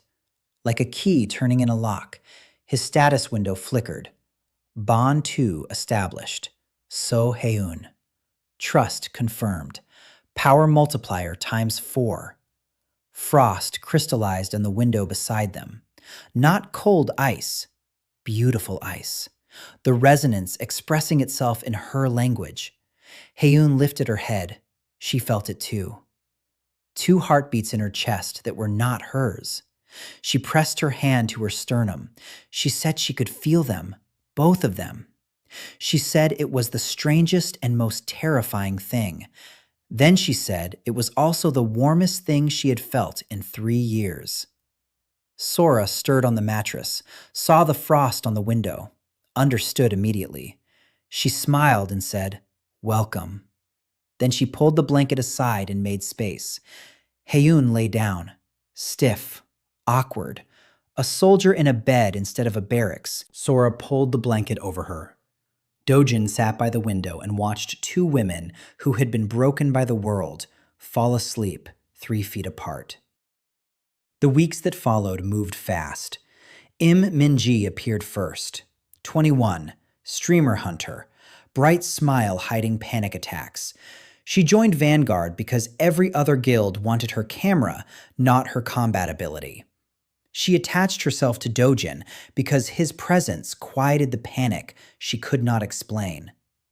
The bond formed in a collapsing dungeon when he went back for her through falling stones and said her name and said she was not alone. Bond 3 times 8. She kissed him on the cheek and turned red and covered her face. Sora laughed. Hyun looked away, but the corner of her mouth twitched. Kang Yuna came next, Association Assassin, rank A, sent to monitor and, if necessary, eliminate the anomaly designated Han Do-jin. She maintained cover for 3 weeks, trained with the team, fought beside them. All of it false. The resonance read her like an open book. Hollow signal. Frequency mimicking connection without achieving it. The kill order came on a Tuesday. She tried on Wednesday night. Came through the garage door with a suppressed blade. Fast. Silent. Perfect. But the resonance screamed with her conflict before she struck. Dodjin turned. Their eyes met. Her blade 6 inches from his throat. Her hand shaking. She said she was sorry. She said she had orders. She said she could not do it. Her voice broke. She dropped the blade. It clattered on concrete. He picked it up, set it on the bench. He said she had a choice. She said she had never had a choice. He said she had one now. Bond 4, Kang Yuna, times 16. The bond activated like a detonation. She pressed her hands to her chest. 4 heartbeats. She said she had never felt anyone at all. He held her while she broke. An assassin crying silently in a converted garage at midnight. The association moved within 48 hours. Inspector Mun arrived with 12 armed hunters and a seizure order. Regulation 47C. Jaeha met them at the door. She said the regulation applied only to provisional guilds, and Vanguard held a permanent license. Mun said the regulation had been amended that morning. They took Dodjin. Mana suppression cuffs. Underground facility in Yongsan. White corridors. Steel doors. 3 days in a white room. The bonds dulled to whispers, but he could still feel them. 4 heartbeats at the edge of hearing. On the 3rd day, the wall exploded inward. Jaeha walked through the dust. Behind her, Haeun with frost on a new blade. Sora with glowing hands. Minji with her whip crackling. Yuna, who knew every corridor and guard rotation because she had trained here. They had walked into the most guarded facility in Korea and broken through the wall because the door was not an option. They fought out 16 floors. Dodjin, at time 16, moved through the building like something it was not designed to contain. He disarmed, disabled, did not kill. They reached the surface. Night air. Stars. Yuna led them through back streets to a safe house in Mapo-gu. 6 people in a 3-room apartment. Exhausted. Bleeding. Alive. Dodjin stood in the kitchen and felt 4 bonds burning in his chest and looked at 5 women who had broken into a government facility because he was inside it. He had spent his life believing no one would come. Baek Sol-hee walked into the safe house on the 2nd morning as if she had always known the address. 24. Calm. Sad in a way that suggested she had seen endings before they began. She looked at Dodjin and said his name as if she had been saying it for 1,000 years. She was a seer, connected to the breach itself. She saw timelines, possibilities. She said the resonance was not new. 1,000 years ago, a man had gathered bonds and closed the first gates that opened in the world. He had done it alone. He had died. The gates had reopened 12 years ago because the seal was never meant to be held by one person. She said the 5 women were not random. The force that remembered the first sealing had drawn them together. Not to be used, to be present. The seal required 6, not one strong person, 6 who refused to let go. She said she had seen Dojin's death in 43 timelines. She said she had also seen the one timeline where he lived. In that timeline, nobody sacrificed themselves. The six held the seal together and survived because the power was shared. Dodjin asked how she knew which timeline they were in. She said she did not. The future was not written. It was chosen. Bond 5. Beksoli times 32. The bond formed the moment she finished speaking. Not from proximity, not from a crisis, from truth. She had walked in carrying the weight of every possible future, and she had chosen to stay in this one. The resonance at times 32 was beyond measurement. Dodjin could feel every gate in soul, every pulse of mana. 5 heartbeats in his chest, so clear he could almost think in their thoughts. Solhi said the Great Breach would open in 6 hours. The Cult of the Breach had been working toward this for years, a gate large enough to end the barrier between worlds permanently. The location was Incheon, where it had all started, where Dojin's parents had died. They prepared in silence. Sora came to him first, took his hand, said they would come home. Hyun stood beside him, cold fingers, warm grip. Minji hugged him from behind, said she was scared, said being scared with people was better than being brave alone. Yuna put her hand on his shoulder. For someone trained never to touch it meant more than an embrace. Soli watched from the doorway, smiled, said they should go. They drove to Incheon, the same factory complex, the same ruins. The gate was not red this time. It was black, pure absence, 50 meters across and growing. The cult stood in a circle, chanting. The association was 30 minutes away. The gate would breach fully in 20. 6 people stood before it. Dodjin in the center. Sora right, Hyun left, Minji behind. Yuna flanking, Soli at the rear. Not a formation, a constellation. The cult attacked. 30 awakened fanatics. Dodjin moved through them at times 32, and at that level, the world slowed. He, disarmed without killing, broke weapons, shattered barriers. Power without mercy was just another kind of monster. The gate pulsed. Something pressed against the other side. Not a dragon, something older. The thing that had forced the first gates open 1,000 years ago. A presence without form. It pushed against the barrier, and the barrier screamed. Dojin felt it through the resonance. The gate was a wound, and his ability was the suture. The resonance existed to close what had been torn open. Not power, not combat. Connection. The force that held things together. He walked toward the gate. The pressure was immense. At times, 32 he could withstand it, but he could not close it alone. The first bearer had tried alone, and died. He reached back through the bond. 5 channels open. He sent a single impulse, not a command, a question. Will you stay? 5 answers. Sora's steady warmth. I was never leaving. Hyun's fierce cold. I already chose. Minji's bright pulse. Scared and staying. Yuna's sharp clarity. For the first time, choosing for myself. Solhi's deep knowing. This is what I came for. They moved toward each other. Sora took Hyun's hand. Hyun took Minji's. Minji took Yuna's. Yuna took Solhi's. Solhi took Sora's.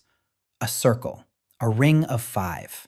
Connected through the resonance that flowed between all 6. The power was beyond calculation. The bonds between the 5 amplified each other. The resonance became a frequency that matched the gate's vibration. Harmonic opposition, the sound that cancels sound. Dojin placed his hands on the edge of the gate. The black light resisted. The presence pushed back. The 5 behind him fed their strength through the ring. Sora's healing, Hyun's ice, Minji's raw energy, Yuna's precision, Solhi's knowledge of every timeline converging into this moment. The gate shrank, inch by inch. The presence screamed without sound. It had waited 1,000 years, and it was not surrendering to 6 humans holding hands. But they held. Sora, who stayed when she could have run. Hyun, who melted when she could have frozen forever. Minji, who faced her fear every day. Yuna, who dropped her blade. Solhee, who knew every ending and chose to stay. The gate closed. Not with a bang, with a sound like a breath released. The black light folded inward and collapsed. Empty air, cold ground, stars. The seal would hold because it was built on trust. Not one person dying alone. 6 people living together. Dodjin fell. His knees hit concrete. Vision blurred. The power drained out of him. He was empty. Sora caught him before he hit the ground, her arms around him, healing mana flooding his body. Behind her, Hyun knelt and put her hand on his back. Minji grabbed his hand. Yuna stood guard with her eyes, scanning the perimeter. Solhee stood apart and looked at the empty sky where the gate had been and smiled. The smile of someone who had seen 43 timelines of death and was standing in the one where everyone lived. The Association strike force arrived 12 minutes later. They found the gate closed, the cult subdued, 6 hunters sitting in a circle on the concrete. The leader asked what happened. Jaeha, who had arrived with the convoy, stepped forward and said, "A team effort." He wrote it down and moved on. The days after were chaos and quiet in equal measure.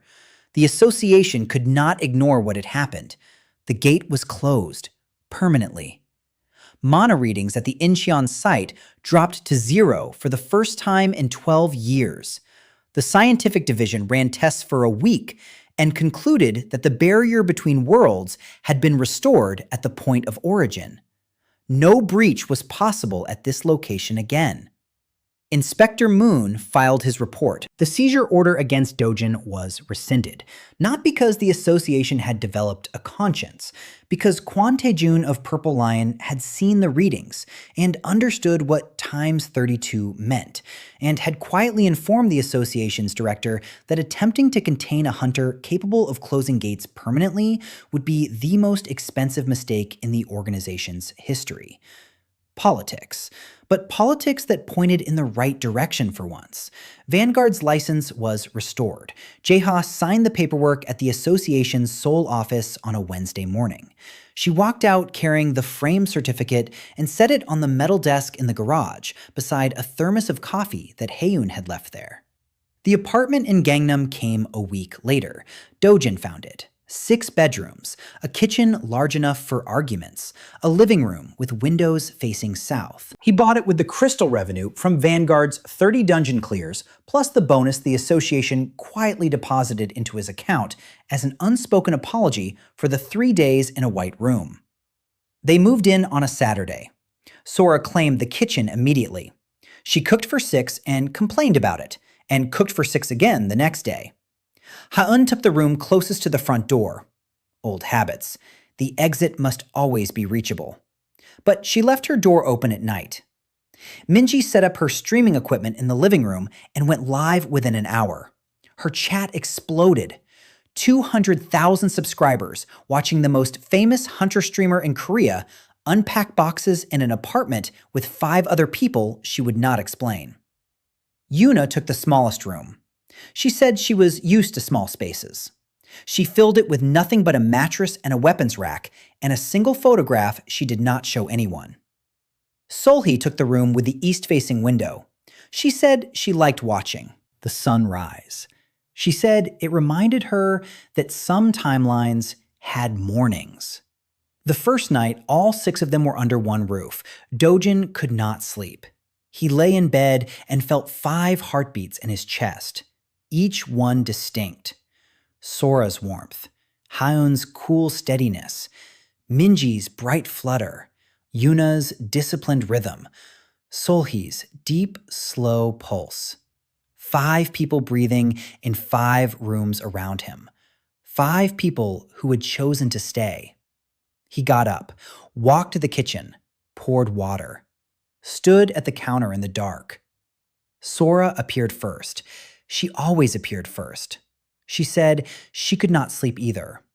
She stood beside him and leaned her head on his shoulder. The bond hummed. Hyeon came next, silent. She sat at the kitchen table and crossed her arms and said nothing. But she was there. Minji wandered in, wearing a sweater 3 sizes too large. She sat on the counter and swung her legs and said the apartment made weird noises at night. She said she was not scared. Her hands were shaking.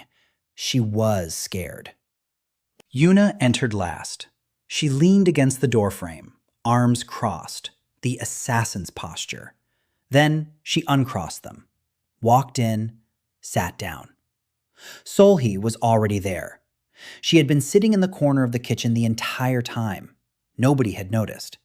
She said she had made tea 20 minutes ago. She pointed to 5 cups on the counter, still warm. She had known they would all come. They sat in the kitchen at 2 in the morning and drank tea and did not talk about Gates or the association or the breach. Sora talked about a recipe she wanted to try. Minji showed them a comment from her stream that made her laugh. Hyeon said the tea was acceptable. From her, that was a standing ovation. Yuna asked who was responsible for dishes. Solhee said she had already seen who would burn the rice tomorrow, and she was not telling. Dodjin sat at the table with a cup of tea in his hands and 5 women in his kitchen, and the quiet, steady knowledge that this was the thing he had been afraid of his entire life. Not the gates, not the monsters, not the association. This. People in his space. People who could leave. People whose absence would break him in ways no dungeon ever could. But they were here, at 2 in the morning, drinking tea, arguing about dishes, and the bond in his chest was not times 32 at this moment. It was not a number at all. It was a sound. 6 frequencies finding harmony, a chord that had been waiting 24 years to be played.